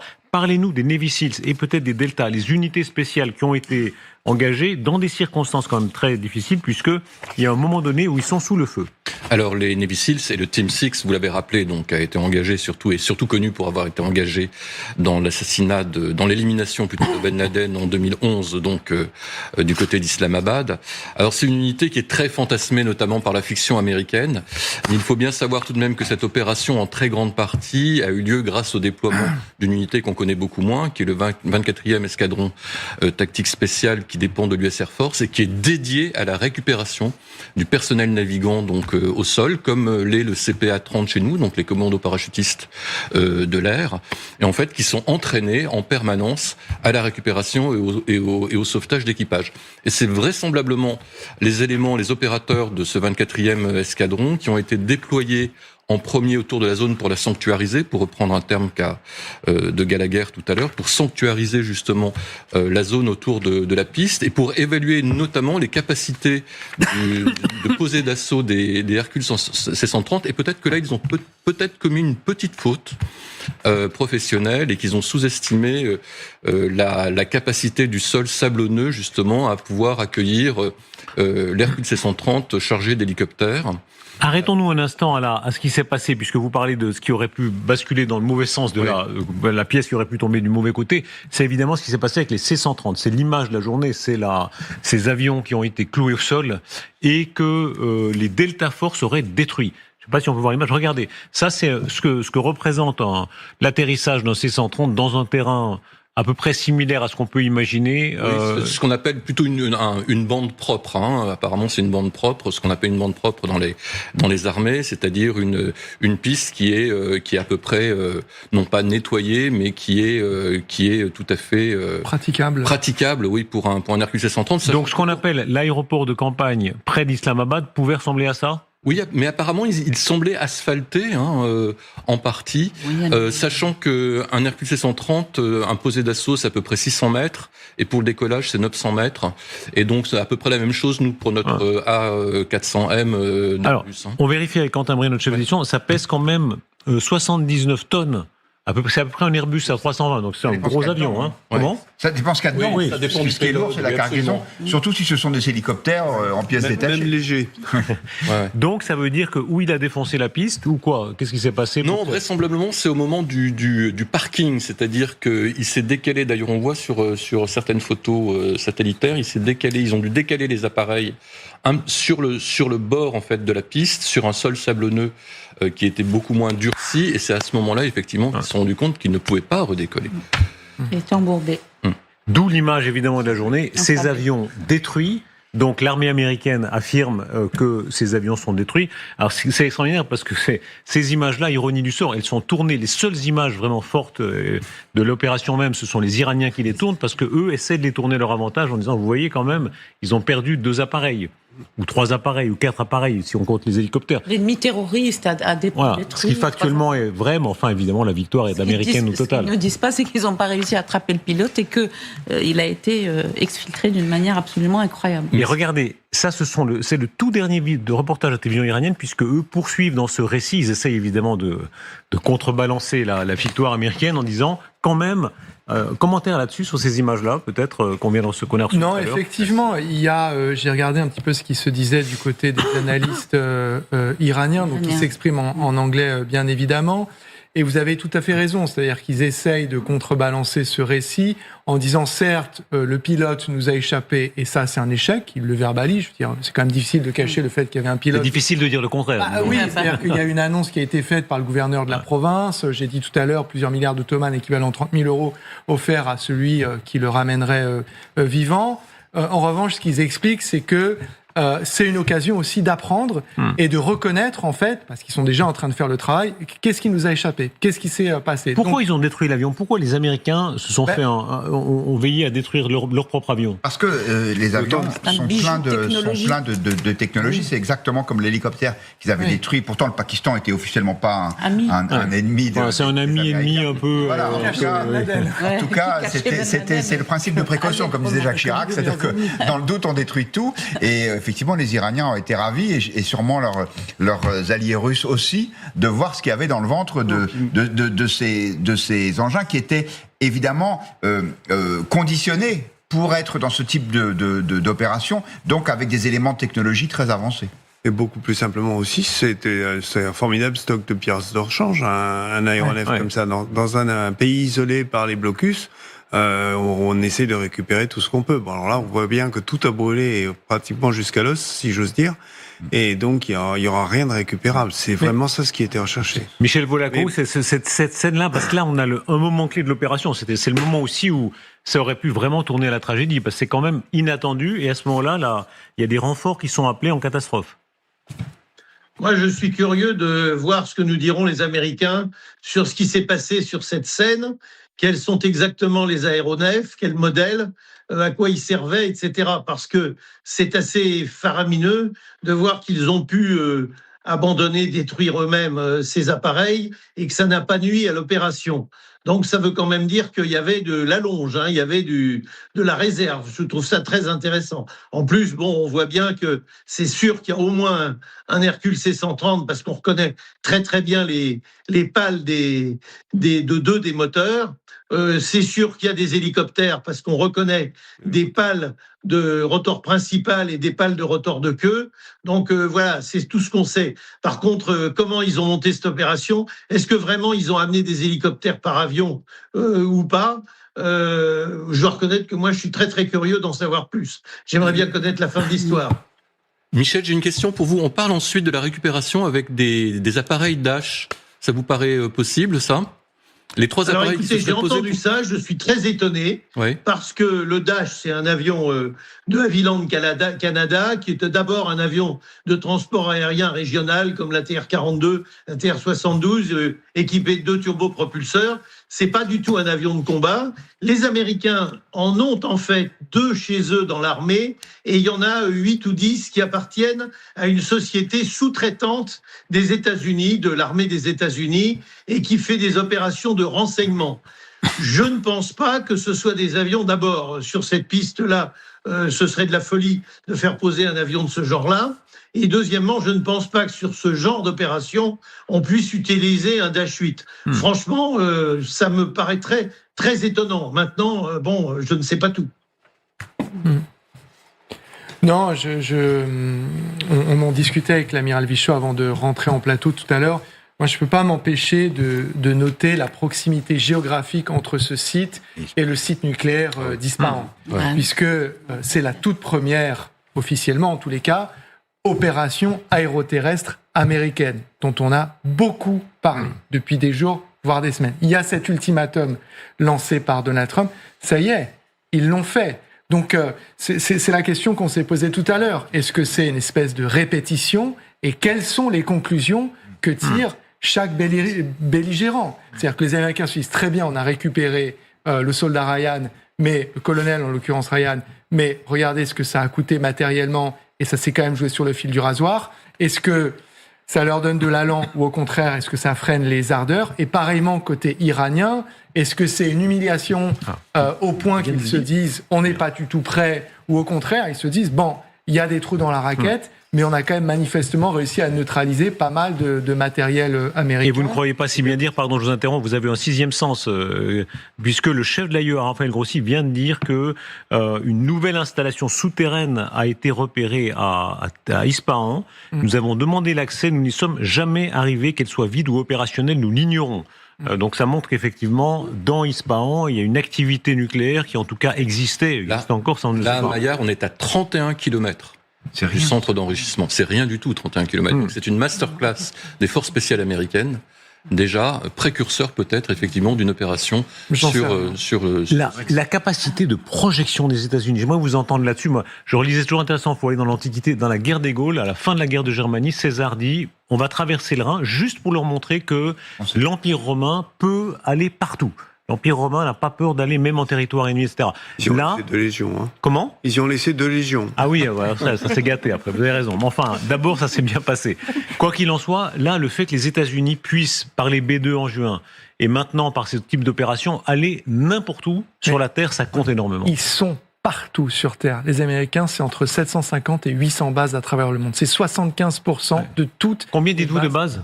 Entre 750 et 800. C'est énorme, oui, c'est l'Empire. C'est 75% de toutes les bases étrangères à travers le monde. Donc, effectivement, et ça, au passage, ça devrait rappeler à notre ami Donald Trump l'importance des alliances et ce qui permet à ces bases d'exister et de coexister avec des puissances qui sont prêtes à les accueillir et à les aider en cas de besoin. Il le sait bien, vous savez très bien. Je suis pas certain. Non, c'est vrai on peut reconnaître qu'il y a eu des erreurs qui ont été faites, notamment lorsque Donald Trump a décidé un petit peu d'aller provoquer les Européens sur l'affaire du Groenland, sur l'affaire du Venezuela sans tenir au courant personne, etc.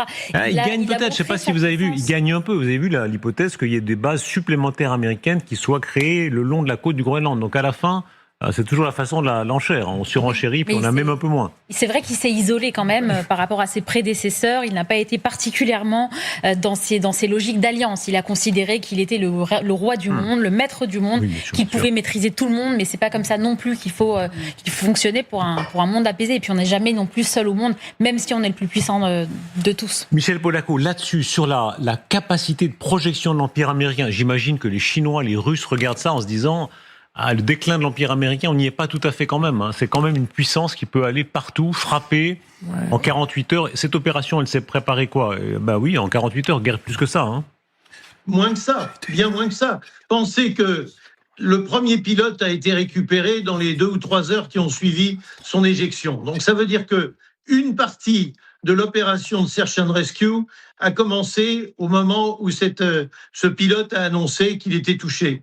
Et puis la suite de l'opération, elle a pris du temps, mais elle aurait pu se faire plus tôt. Elle a pris du temps parce que les informations obtenues par les moyens de détection et peut-être par le pilote, le deuxième pilote, etc., ont montré qu'il fallait véritablement sécuriser la zone pour pouvoir le faire sans trop de risques. Parce que oui, c'est vrai que c'est leur métier de prendre des risques, mais le meilleur risque, c'est quand même celui qu'on limite au maximum. Voilà. Mais je pense que pour les Américains, c'est aussi un apprentissage ce qui s'est passé là. D'abord, ils ont appris qu'il y avait des manpads qui traînaient, et depuis qu'ils étaient sûrs d'avoir la maîtrise du ciel, ils avaient un peu oublié qu'il n'y avait pas que les gros systèmes anti-aériens qui pouvaient fonctionner, voire qu'il y avait peut-être quelques systèmes anti-aériens qui avaient été camouflés. Donc il y a ça, il y a les manpads, c'est-à-dire les petits missiles qu'on porte à l'épaule, genre Stinger ou Samset, etc., qui sont un danger manifestement encore présent. Et puis, je dirais qu'ils ont appris aussi une chose, et ils vont s'en souvenir, c'est que le F-35, dans toutes ses versions, pour l'instant, vaudrait mieux éviter de l'envoyer au-dessus du territoire iranien. C'est un monomoteur, et sans même qu'il soit abattu, s'il a une panne de moteur, ça reviendra au même, parce qu'il n'aura aucune solution pour rentrer à la base. Merci beaucoup, Michel Polaco. Vous disiez, amiral ? Oui, je disais qu'on parlait de l'état des systèmes de défense antiaérien iraniens, et je disais qu'il y a hier, les Israéliens ont revendiqué d'avoir frappé un système S-300. On croyait qu'il n'y en avait plus du tout. Et les Israéliens ont annoncé en avoir frappé un lanceur. Alors, ce dont on est sûr, c'est qu'il n'existe plus. Le S-300, c'est un système compliqué, comme souvent à ce niveau-là, puisque c'est des systèmes à longue portée. Il y a à la fois un radar, un centre de calcul et des lanceurs, plusieurs lanceurs. Et manifestement, si tous les radars ont été détruits, il resterait quelques lanceurs. Et les Iraniens auraient réussi à faire parler ces lanceurs, enfin le missile plus exactement, avec des radars de production iranienne.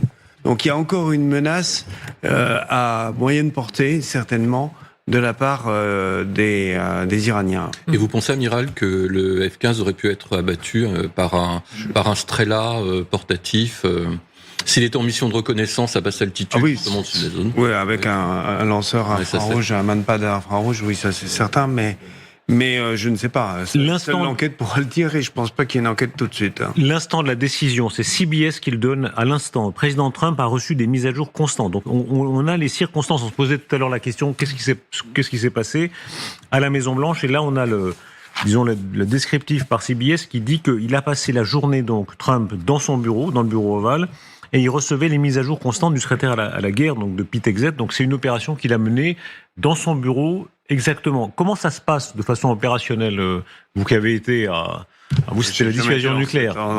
Mais j'ai vu les PC opérations de la marine, plutôt américaine, et effectivement, le commandant en chef a certainement une réplique peut-être un peu simplifiée à la Maison Blanche, mais il est parfaitement capable, on l'a vu sur des images de la presse, de suivre une opération à distance. C'est incontestable. Bon, il a été prévenu tout de suite dès que, évidemment, l'avion a été abattu et le premier pilote récupéré.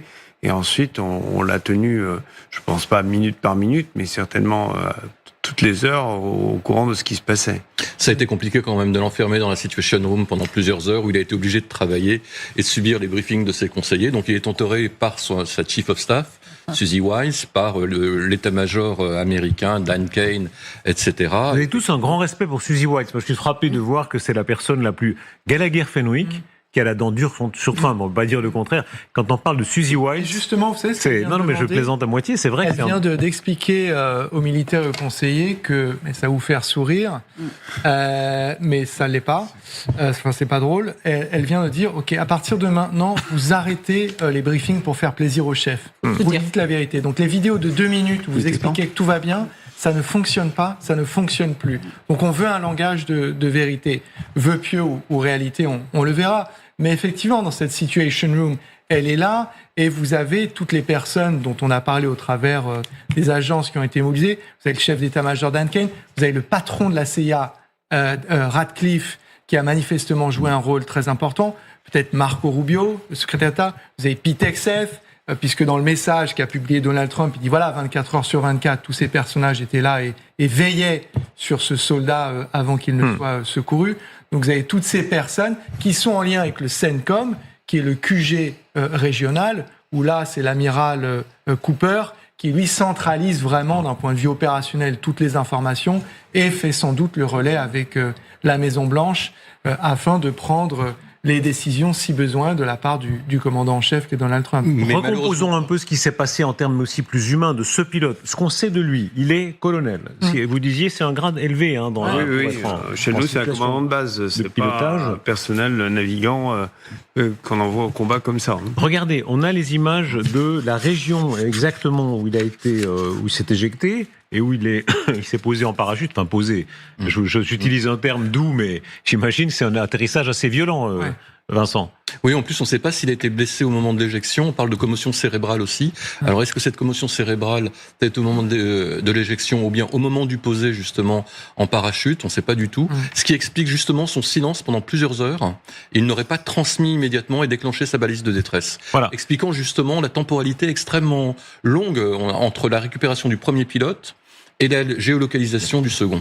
C'est cette région très montagneuse, Gola Ghazi, qui est une sorte de parc national, et beaucoup de gens font du trekking là-bas. Maintenant c'est un peu plus risqué.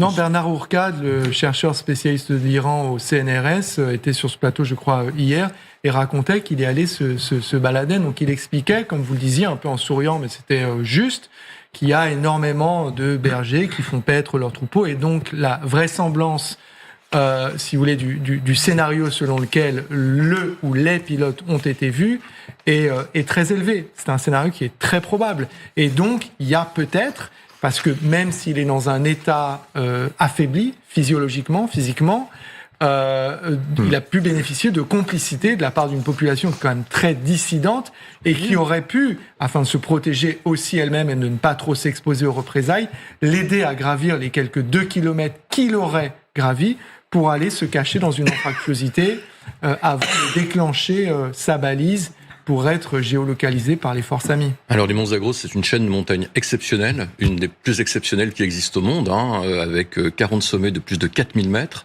Mais là, c'est une zone un peu moins élevée, avec des crêtes entre 1500 et 2000 mètres, effectivement, qui sont idéales pour faire du trekking. À l'époque du Shah, c'était une zone touristique extrêmement fréquente. Qu'est-ce qu'on sait sur la façon dont il a pu communiquer avec sa hiérarchie? Gaëtan Powys, vous nous rejoignez. Vous êtes journaliste défense pour Air et Cosmos. En termes de balises, en termes simplement, est-ce qu'il pouvait échanger, d'après vous, avec son commandement? Concrètement, au niveau balise, il faut faire attention parce que ce sont des émissions qui sont détectables à la fois, bien évidemment, par les forces amies, mais aussi par les forces ennemies, par les Iraniens. Si les Iraniens ont mis des systèmes d'écoute et de localisation des émissions électromagnétiques, c'est sûr et certain, ils sont capables, ils auraient pu être capables de pouvoir localiser. Et c'est pour ça que les différents pilotes qui ont été abattus expliquent à chaque fois que ils disposent effectivement de radio, de systèmes radio pour pouvoir communiquer, pour dire qu'ils sont en vie, ils se trouvent à tel endroit, mais à chaque fois, ce sont des communications qui sont très brèves, très courtes, parce que ça empêche de pouvoir les détecter, de pouvoir se faire détecter pour justement communiquer et de fait rapprocher l'ennemi sur sa position. Oui, Gaëtan, est-ce que vous pensez qu'il a pu parler? Parce que ce qui est certain, c'est qu'il doit pouvoir prouver que c'est bien lui, pour ne pas attirer les troupes qui viennent à son secours dans un guet-apens, parce qu'il aurait pu mourir, ce pilote, et justement, ils auraient pu utiliser sa balise pour attirer, par exemple, les Américains et les prendre sous leur feu. Mais est-ce qu'il peut communiquer verbalement, ou est-ce qu'il a juste un code à donner, et ensuite ce sont des échanges écrits? Non, parce que justement, il y a eu des informations qui ont été transmises par les médias américains de mémoire, plusieurs médias américains, comme quoi il avait réussi à transmettre qu'il était justement blessé. Donc ça prouve qu'il y a moyen de communiquer. Alors concrètement, on connaît certaines capacités, mais bien évidemment, les différentes forces armées ne vont jamais décrire quelles sont leurs procédures pour justement aller rechercher les pilotes. Ça empêche, au cas où il y a une capture, de savoir, tiens, il n'a pas donné le bon mot code, ou il n'a pas donné Donc ça veut dire que il est potentiellement entre les mains de l'ennemi, ou du moins, la radio est potentiellement entre les mains de l'ennemi, ce n'est plus notre pilote qui se trouve là. C'est une des possibilités, à chaque fois que quand il faut aller rechercher un pilote, que ce soit aux États-Unis, ou même quand vous parlez avec les pilotes français, la France dispose de capacités similaires pour pouvoir aller rechercher les pilotes derrière les lignes ennemies. La première chose que les pilotes voient quand ils voient les forces spéciales arriver, ce n'est pas le bras ou le bras tendu des forces spéciales, ce sont les fusils des forces spéciales. Ils pointent directement leurs fusils, leurs armes, pour être certain que c'est bien la personne. Et c'est à ce moment-là aussi qu'il va y avoir un échange de certains mots codes que seul le pilote et les forces spéciales connaissent et qui vont permettre assez rapidement de savoir si oui ou non c'est la personne qui est recherchée. Racontez ce protocole, parce que c'est effectivement ça fait très film, mais c'est la réalité de ce genre de protocole. C'est-à-dire que l'arme est braquée sur le malheureux pilote qui est déjà, ça fait 36 heures qu'il attend. Son premier contact est un peu frais, disons. Bon, déjà, il a un système d'identification IFF, donc identification friend and foe, donc ami ou ennemi, donc qui permet déjà, mais qui peut être effectivement utilisé par l'adversaire pour piéger les forces interplanetaires. C'est-à-dire, c'est un mot de code, qu'est-ce que c'est exactement? Sur un véhicule, quel qu'il soit, aérien, naval, terrestre, il y a des répéteurs qui indiquent un code qui signifie, quand cet appareil est interrogé, s'il s'agit d'un ami ou d'un ennemi. Donc ça permet d'identifier, d'éviter les fameux tirs fratricides qu'on a déjà connus dans... C'est comme ça que les Ukrainiens réussissent à faire rentrer des drones dans l'espace aérien russe pendant des centaines, voire parfois des milliers de kilomètres. Ils ont démonté les transpondeurs, justement, des appareils russes, ils les ont installés sur leurs drones et ils les ont envoyés en direction de la Russie qui, du coup, voit un aéronef ami dans leur espace aérien et ne le laisse passer pas. Quand vous dirigiez votre sous-marin nucléaire lanceur d'engins, vous aviez des codes amis-ennemis? Non, vous avez seulement des missiles. On n'émettrait aucun signal, donc on ne répond à aucun signal, donc on est au... Ah oui, donc si vous recevez un signal, rien. Vous faites le mort. Exactement. Et puis ce que disait Gaëtan est très important, c'est-à-dire ce code qui signifie qu'on ne communique pas sous la contrainte, un code qui peut être une suite de chiffres ou bien simplement un mot. Moi je le faisais quand je devais transmettre de très loin un message, et bien j'indiquais à la fin avec un simple mot, que je n'avais pas transmis ce message sous contrainte. Alors en l'occurrence, il y a ces quelques mots prononcés par le pilote qui ont provoqué même le doute dans un premier temps de l'administration américaine. C'est Axios qui rapporte ça.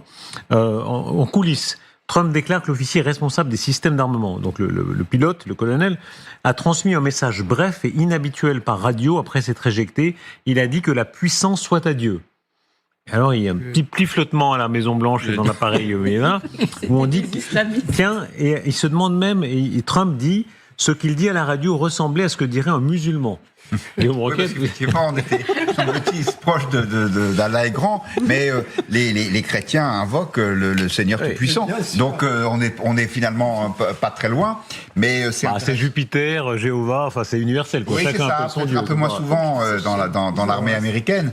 Et c'est évidemment pas un hasard si Donald Trump a repris cette citation, parce que derrière, sachant qu'il se bat contre le régime théocratique par excellence, celui des mollahs, dont le chef suprême est toujours un religieux, et donc il y a un message en disant peut-être que Dieu il est plutôt de notre côté que du vôtre. Et puis ça lui parle à lui, Donald Trump, parce qu'effectivement, lorsqu'il avait été victime d'une tentative d'assassinat, il avait expliqué qu'il avait été lui-même sauvé par Dieu. Donc il est dans cette dynamique mystique, et ça lui parle aussi, cette idée qu'au fond, le pilote a eu aussi, à ce moment-là de sa vie où il n'était pas tout à fait certain de s'en sortir, une sorte de réminiscence comme ça religieuse, une sorte de retour de la foi. Non, mais c'est vrai, c'est-à-dire que jamais à l'église, il a jamais ouvert la Bible. Mais ça n'empêche pas. Il a eu pendant ces tentatives d'assassinat une réminiscence mystique. Il a affirmé que c'était Dieu qui l'avait sauvé. Alors est-ce que il ne pratique pas particulièrement sa religion, ça c'est une autre chose. Vous savez, il y croit au miracle. Quand Richelieu meurt, le pape Urbain VIII dit si en plus il est croyant, alors bravo, chapeau, parce qu'il disait il est cardinal, il n'est pas en plus croyant, ce serait beaucoup. C'est très méchant parce que Richelieu a écrit des ouvrages de théologie très haut niveau. Vrai. Voilà. Quoi qu'il en soit, on est dans le fait que ce soit le jour de Pâques, on va voir combien ça compte, mais effectivement, pour le président des États-Unis, pour son entourage, pour Pete Hegseth qui ont fait des tonnes sur le sujet, ça compte énormément. Oui, ça compte parce que il y a dans l'intervention américaine, ou plutôt dans le discours qui va autour de cette intervention, un côté moral. Et puis il y a aussi le fait que une partie de l'électorat de Donald Trump, qui parfois est d'ailleurs aussi celui qui est le plus proche du mouvement évangélique, ce mouvement protestant américain, il y a des réticences très fortes vis-à-vis d'interventions parce que ils considèrent ces MAGA que les États-Unis n'ont rien à voir comme ça sur des opérations qui sont beaucoup trop éloignées du pays et de la défense des intérêts des habitants. Et donc là, l'idée qu'il puisse y avoir eu une sorte de providence, de main de Dieu dans le sauvetage de ce soldat.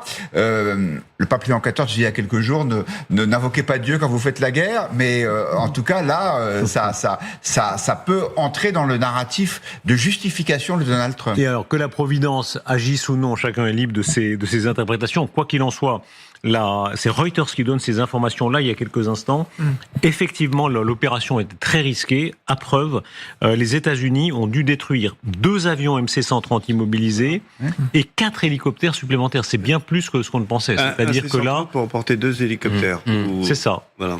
Donc ça veut dire effectivement qu'il y a eu un moment extrêmement critique dans l'opération. C'est ce qu'on découvre à l'instant par Reuters. Mais ce qui est intéressant, c'est qu'ils ont retenu le retour d'expérience d'Islamabad. Abbottabad. Abbottabad, oui, mais c'est pas très loin d'Islamabad, puisque effectivement, ils avaient donc des charges explosives qui étaient prévues justement pour détruire le matériel, comme ils l'ont fait à Abbottabad en 2011.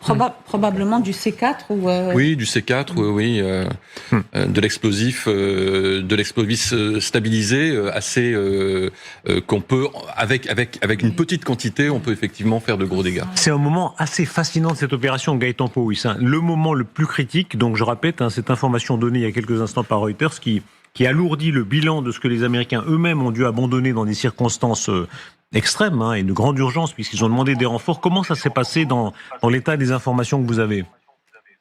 Eh bien, concrètement, les Américains ont déployé effectivement les deux C-130J. Ça, on a vraiment les carcasses. Mais quand on regarde de beaucoup plus près, il y a moyen d'apercevoir justement les carcasses des hélicoptères, à savoir les AH-6 ou MH-6 Little Bird. Donc, ce sont des hélicoptères qui sont extrêmement légers, petits. Et là, justement, c'est là-dessus où je voulais arriver. C'est que ces hélicoptères ont déjà été déployés lors d'un entraînement, à savoir l'entraînement Agile Chariot. On est en mai 2023 sur une route assez droite. Étonnamment, ça rappelle une piste en Iran au hasard, avec donc un avion un C-130 MC-130J Commando 2 qui a justement amené un ou deux hélicoptères. Alors attendez, Gaëtan Powys, pardon de vous interrompre, mais qu'on comprenne, mais soyez très pédagogique s'il vous plaît, parce que cette photo-là, c'est vous qui nous l'avez communiquée il y a quelques minutes, qu'on comprenne bien ce qu'elle représente. Expliquez-nous-la bien, image sous les yeux. Oui, donc là, en fait, c'est un exercice des forces spéciales américaines avec l'atterrissage d'un MC-130J Commando 2, donc un des C-130 modifiés au profit des forces spéciales américaines, qui a déposé un MH-6, donc le petit hélicoptère qu'on voit juste derrière, qui transporte 4 forces spéciales sur les côtés, donc deux de chaque côté. L'hélicoptère a été déployé, les pales étaient légèrement rétrécies, etc. Donc, ils ont déployé l'hélicoptère, ils sont partis chercher, étonnamment, deux pilotes qui étaient blessés dans le cadre de l'exercice. Ils ont ramené les deux pilotes, ils les ont traités aussi puisqu'ils étaient blessés, et puis ensuite, ils sont remontés les hélicoptères dans les deux C-130, et puis ils sont repartis. Et c'est vraiment cet exercice-là est une répétition à l'exercice qui s'est passé, à l'opération qui s'est passée il y a quelques heures en Iran. C'est vraiment, les forces spéciales américaines se sont entraînées à ce scénario, et bien évidemment, il y a eu ce couac. Les deux C-130 n'ont pas pu repartir, se sont ensablés probablement, et de fait, mais c'est là-dessus que je voulais vraiment insister, on est sur un scénario type qui a été publié il y a quelques années seulement. Ils ont laissé au sol l'équivalent de 200 millions de dollars. Chaque c'est à peu près 70 millions de dollars, et chacun des hélicoptères MH6, c'est à peu près 10 millions de dollars. Et donc, ça ajoute, j'allais dire, à la beauté et à l'honneur, c'est-à-dire de ne pas compter quand l'un des vôtres est au sol et qu'il faut aller le secourir, quoi qu'il en coûte. Vous faites tousser un peu l'amiral Michaud qui a les budgets militaires en tête. Oui, non, ça fait beaucoup d'argent. Il faut reconnaître quand même que les Américains, des hélicoptères comme ça, leur première commande, c'était 700. Et après, ils en ont commandé 1300. Donc, vous voyez, on n'est pas du tout dans les mêmes échelles. Ce qui fait que nous, malheureusement, on n'a pas toujours ces moyens-là. Voilà, c'est pour ça qu'on compte aussi sur nos alliés pour nous aider dans les moments difficiles. Mais on comprend mieux maintenant pourquoi Donald Trump demandait une rallonge considérable au Congrès pour je crois, de l'ordre de 200 millions de dollars. 200 milliards de dollars. Oui. Et est-ce que c'est un triomphe ? Est-ce que c'est un triomphe de Trump ? Regardons les choses aussi du point de vue politique. On verra dans quelques heures, et évidemment on suivra ça. La conférence de Trump sera un moment extrêmement important, évidemment sur la suite des opérations, et dans quelques instants on verra de quelle façon il dit qu'il va réduire à l'âge de pierre l'Iran si elle ne cède pas d'ici mardi. Mardi est maintenant un nouvel ultimatum. Il en a mis beaucoup. Est-ce que c'est un triomphe de Trump ? C'est une réussite, c'est une victoire. Et d'autant qu'il n'y a pas eu de morts. Parce qu'il y aurait pu y avoir aussi des morts, parce que l'armée s'est engagée pleinement dans cette opération. Il y avait des risques qui étaient immenses. Il y a des risques. Là, il y a eu ils ont payer un prix matériel. Mais qu'est-ce que ce prix matériel par rapport à ce que ça aurait été si le régime iranien avait détenu ce pilote? Vous imaginez bien que ça aurait été un game changer dans cette guerre. Ils auraient pu l'échanger contre n'importe quoi. Évidemment, ils auraient pu appuyer aussi sur l'opinion américaine pour émouvoir la population américaine qui aurait ensuite demandé à Donald Trump encore plus d'arrêter cette guerre. Donc, encore une fois... Est-ce que ça peut changer le regard, la fierté, n'est-ce pas, la fierté? Vous dites Gallagher Fenwick, ce qu'est la fierté des soldats aux États-Unis. Il y a une fierté, le mot, d'ailleurs, il y a un tweet de la Maison-Blanche, je ne sais pas si on peut le retrouver, où il invoque ce nom de fierté. Voilà, évidemment, il a été tellement critiqué. Rappelez-vous, on disait il va se déballonner, il s'est pas déballonné. Il va gesticuler, il va jamais attaquer, il a attaqué. Ensuite, on a dit à chaque fois, ils sont nuls, c'est pas bien, c'est pas préparé, il y a pas de blablabla. Et là, il réussit ça. Peut-être que demain, il essuiera un échec, mais c'est pas un triomphe parce que vous faisiez allusion à la guerre des Gaules. Le triomphe romain, c'est quand la guerre est gagnée, et ça n'est pas encore le cas. Donc, c'est un succès tactique évident.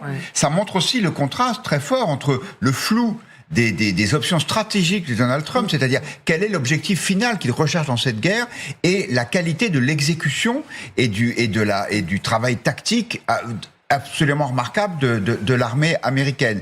Mais c'est vrai que ça change un peu le regard qu'on a sur les États-Unis dans ce conflit, parce que jusqu'à présent, on disait surtout, ce ne sont que des échecs, ils ont un AWACS qui s'est fait abattre à terre en Arabie Saoudite parce qu'ils sont pas capables de protéger leur base aérienne, et puis il y a la fermeture du détroit d'Ormuz. Là, on va dire que l'état d'esprit change un peu. La question maintenant, c'est de savoir, est-ce que Trump va s'en servir pour, entre guillemets, rebondir, et peut-être pour envoyer des troupes au sol de façon plus large, ou bien est-ce qu'il va s'en tenir à ce qui semble être son objectif actuel, c'est-à-dire éliminer les infrastructures iraniennes si le détroit d'Ormuz n'est pas rouvert?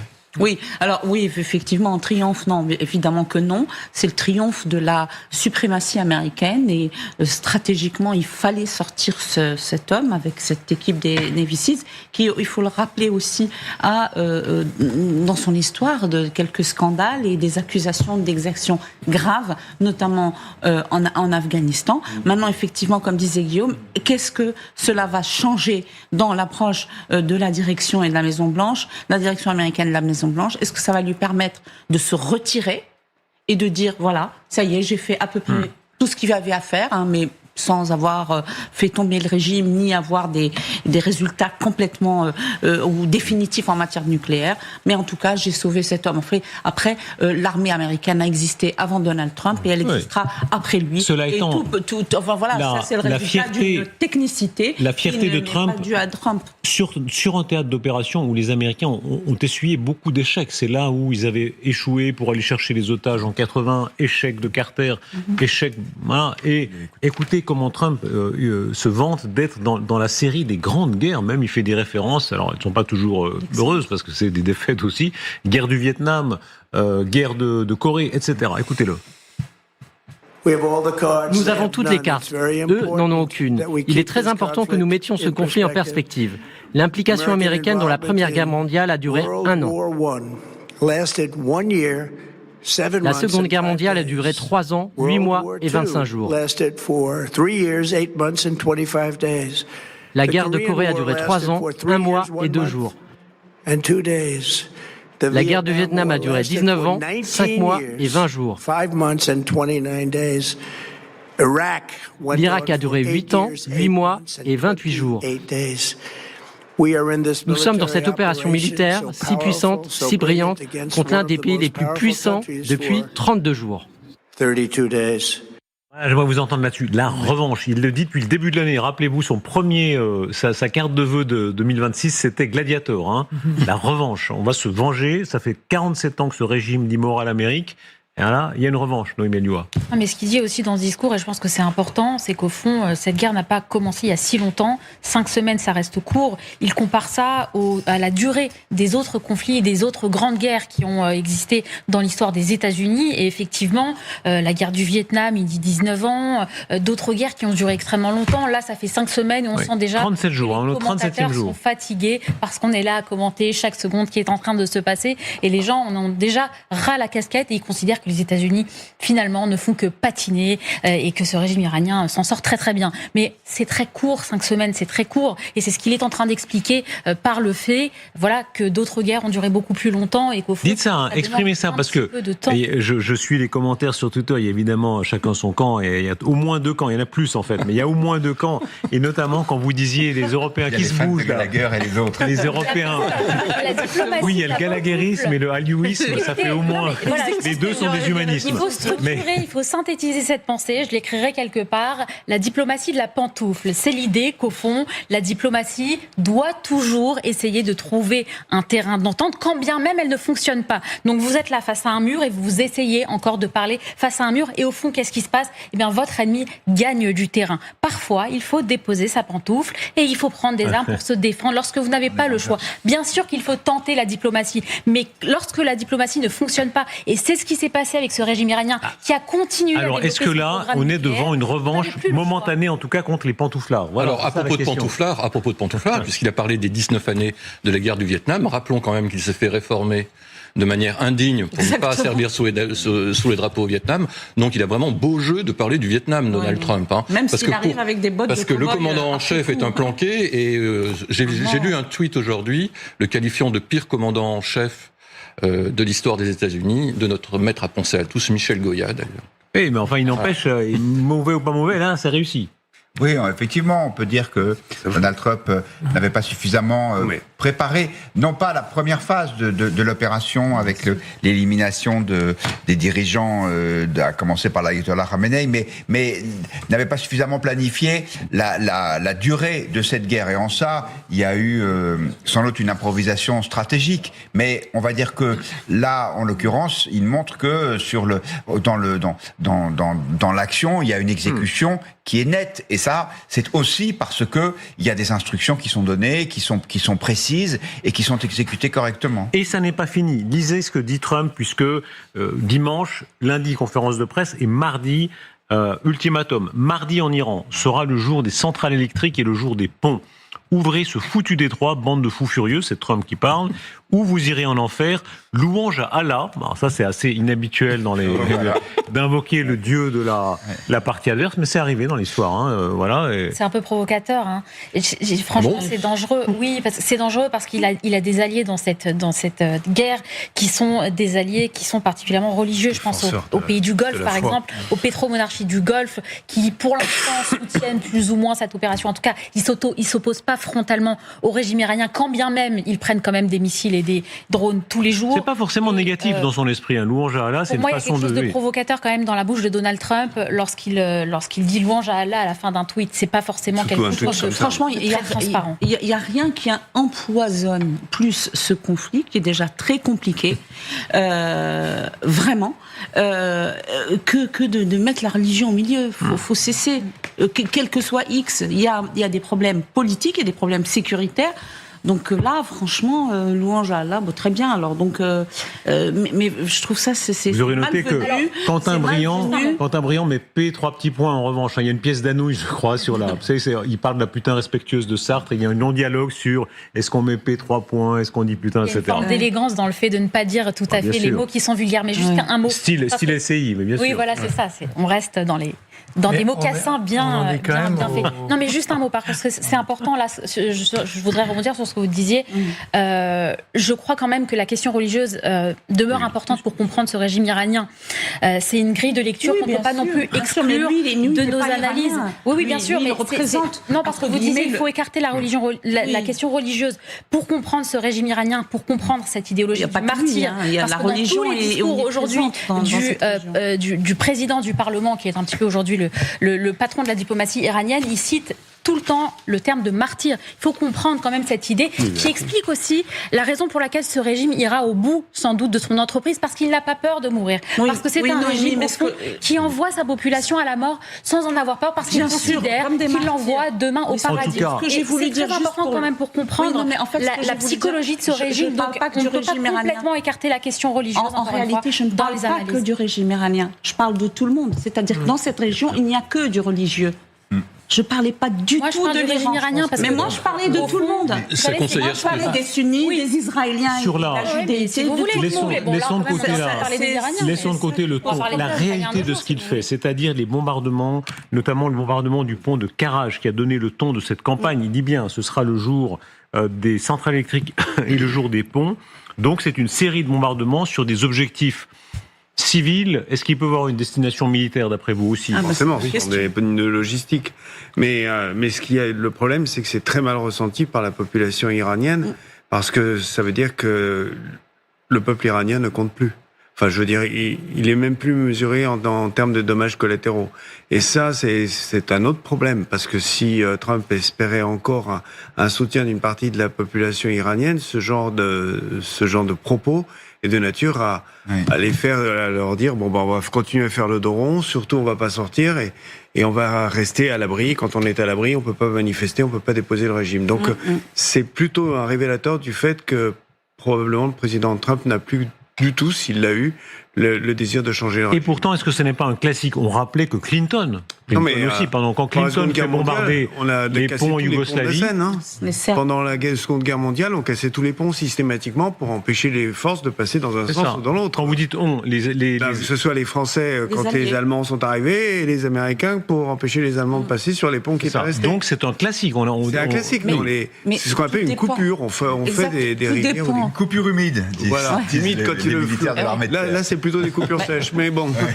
Tout dépend en réalité si ce pont-là, qui est un pont qui peut aussi servir aux civils, donc c'est ça la complexité. Est-ce que ce pont-là est-il oui ou non? Non, celui-là, il n'était pas ouvert. Il n'était même pas ouvert, il avait des grues. Et vous le rappeliez qu'à la guerre. Heureusement, d'ailleurs, il y aurait eu plus de morts. Ne faites pas mais là, en l'occurrence, ça, bien sûr, et ça, c'est une grande tristesse.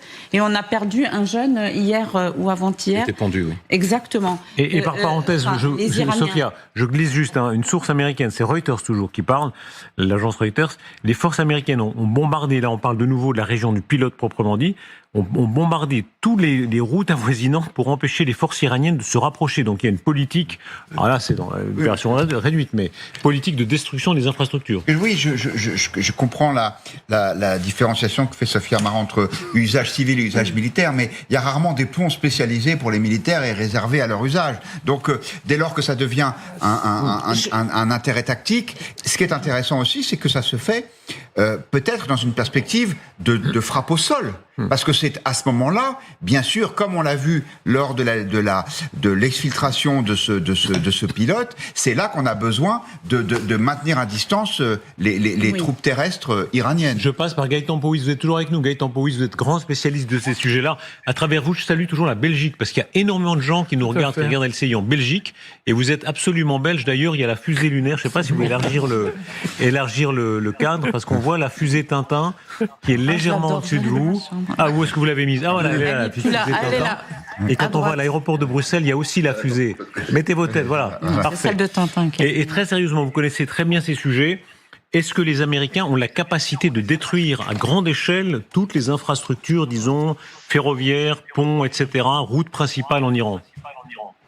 Oui, tout à fait. Les Américains ont à la fois les avions, les munitions de précision, avec d'ailleurs plusieurs types de munitions capables de pouvoir taper soit juste le tablier du pont, voire même de transpercer le tablier pour ensuite détruire, littéralement exploser sur l'un des piliers du pont. Vraiment, l'arsenal américain est, je pense, le plus fourni en type de munitions pour différentes missions à effectuer, différentes cibles aussi à effectuer. On parle ici des ponts, on peut aussi parler des tunnels, faire une avalanche ou directement taper l'entrée du tunnel. Enfin, vraiment, il y a énormément d'infrastructures pour pouvoir casser les différents mouvements. C'est sûr et certain. Et d'ailleurs, on peut aussi faire un lien avec la récupération des deux pilotes. Là, on voit des frappes et potentiellement de futures frappes qui risquent encore plus de s'intensifier. Eh bien, le fait d'avoir récupéré ces pilotes d'un point de vue militaire, c'est aussi de dire aux pilotes, c'est pas grave. Si vous êtes abattu, s'il y a moyen d'aller vous chercher, eh bien c'est pas grave. On ira vous chercher, même s'il faut laisser sur place 4 hélicoptères légers et 2 avions pour les forces spéciales. Même chose au niveau du déploiement des unités de soutien. Il y a une vidéo avec un CASA, donc un bimoteur. Et là, je suis désolé, je pourrais pas donner d'infos parce que c'est un avion qui est hyper secret. C'est juste un avion qui est utilisé notamment par la CIA pour pouvoir faire de l'extraction et de l'extraction ou de l'insertion de personnel. Cet avion a été utilisé en Iran. Il a été filmé en Iran. Donc, c'est en plus de ça, il y a les moyens des forces spéciales américaines, de l'US Air Force, de l'US Army, mais en plus aussi toutes les agences derrière pour aller vous rechercher. Donc c'est pas grave, on peut continuer, et même si vous êtes abattu parce qu'il faut frapper certaines installations qui sont peut-être un peu plus protégées ou c'est un peu plus touchy, eh bien c'est pas grave, on ira vous chercher si on arrive à vous repérer et que vous êtes bien évidemment vivant.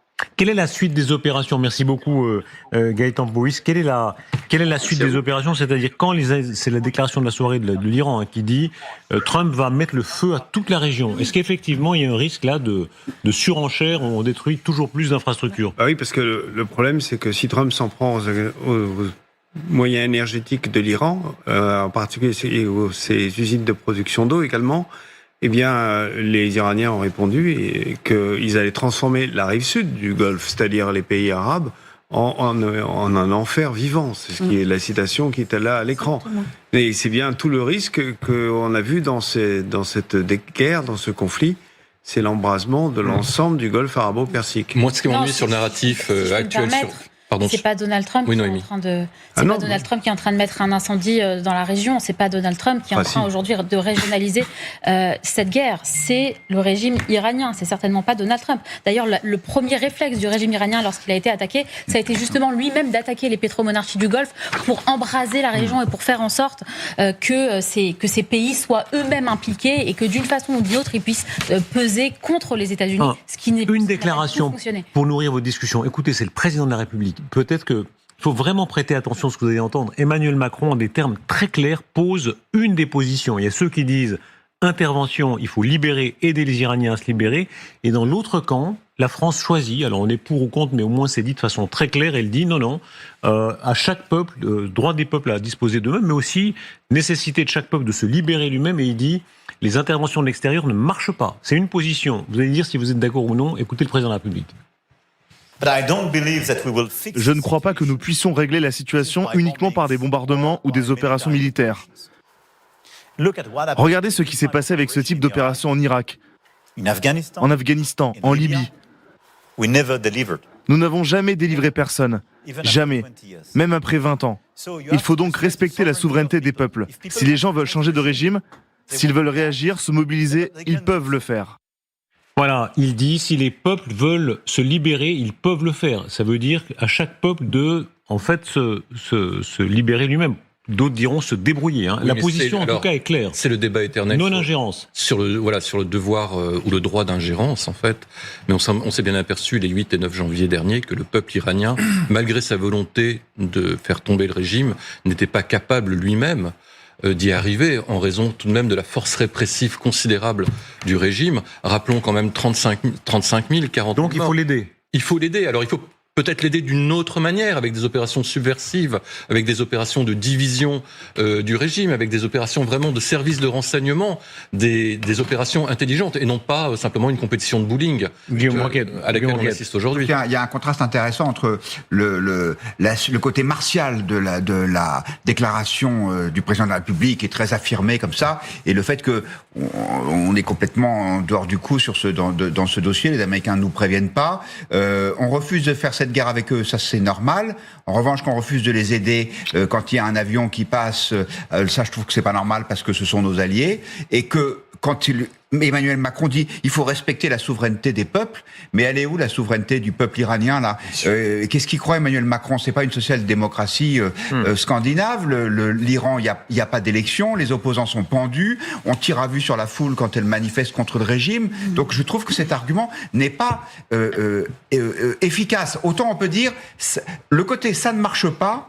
Ça a été souvent vrai dans le passé, donc c'est un argument. En revanche, cette espèce d'habillage juridique en disant il faut respecter la souveraineté des peuples, à mon avis, c'est hors classe. Est-ce que ça a l'avantage de la clarté? Il y a traditionnellement une partie des gens qui disaient on n'est pas là pour répandre la démocratie partout. Il y a des dictatures, on traite avec les États, on ne se mêle pas du système politique intérieur.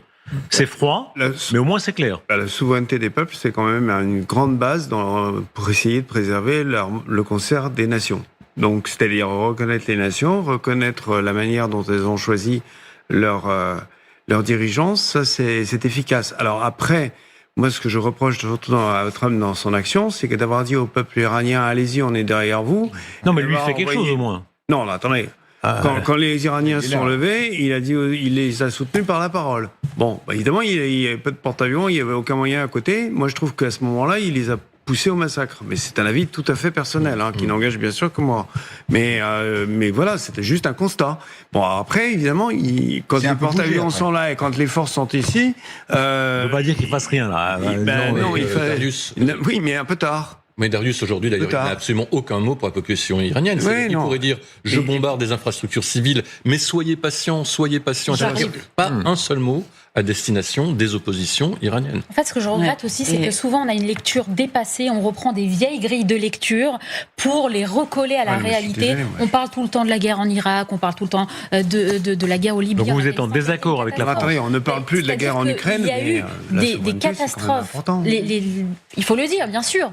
L'armée américaine a mené des catastrophes dans ces guerres au Moyen-Orient. Mais là, ce n'est pas du tout ce dont il est question. Et puis, je rappelle quand même que la France, sur le coup, était très engagée avec d'autres pays de l'Europe, mais plus globalement, dans le fait d'empêcher ce régime d'obtenir la bombe atomique, parce que c'est quand même ça le vrai sujet. Il y a un programme nucléaire qui était très avancé, d'accord ? C'est l'AIEA qui nous expliquait qu'il y avait quand même une capacité de produire des bombes atomiques de la part de ce régime iranien qui déjà déstabilise la région et qui en plus massacre son peuple. Ça fait un petit peu beaucoup. La voix de la France, elle était très claire sur le fait qu'elle refusait le fait que ce régime iranien obtienne la bombe atomique. Mais qu'est-ce qu'il fait si ce n'est fermer les yeux ? Parce qu'il y a des preuves qu'il continuait dans son programme d'enrichissement de l'uranium. Il y a un paradoxe quand même dans cette situation.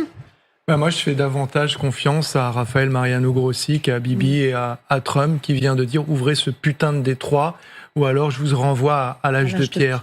Et dire que Bibi et Trump veulent libérer le peuple iranien, permettez-moi d'en sourire.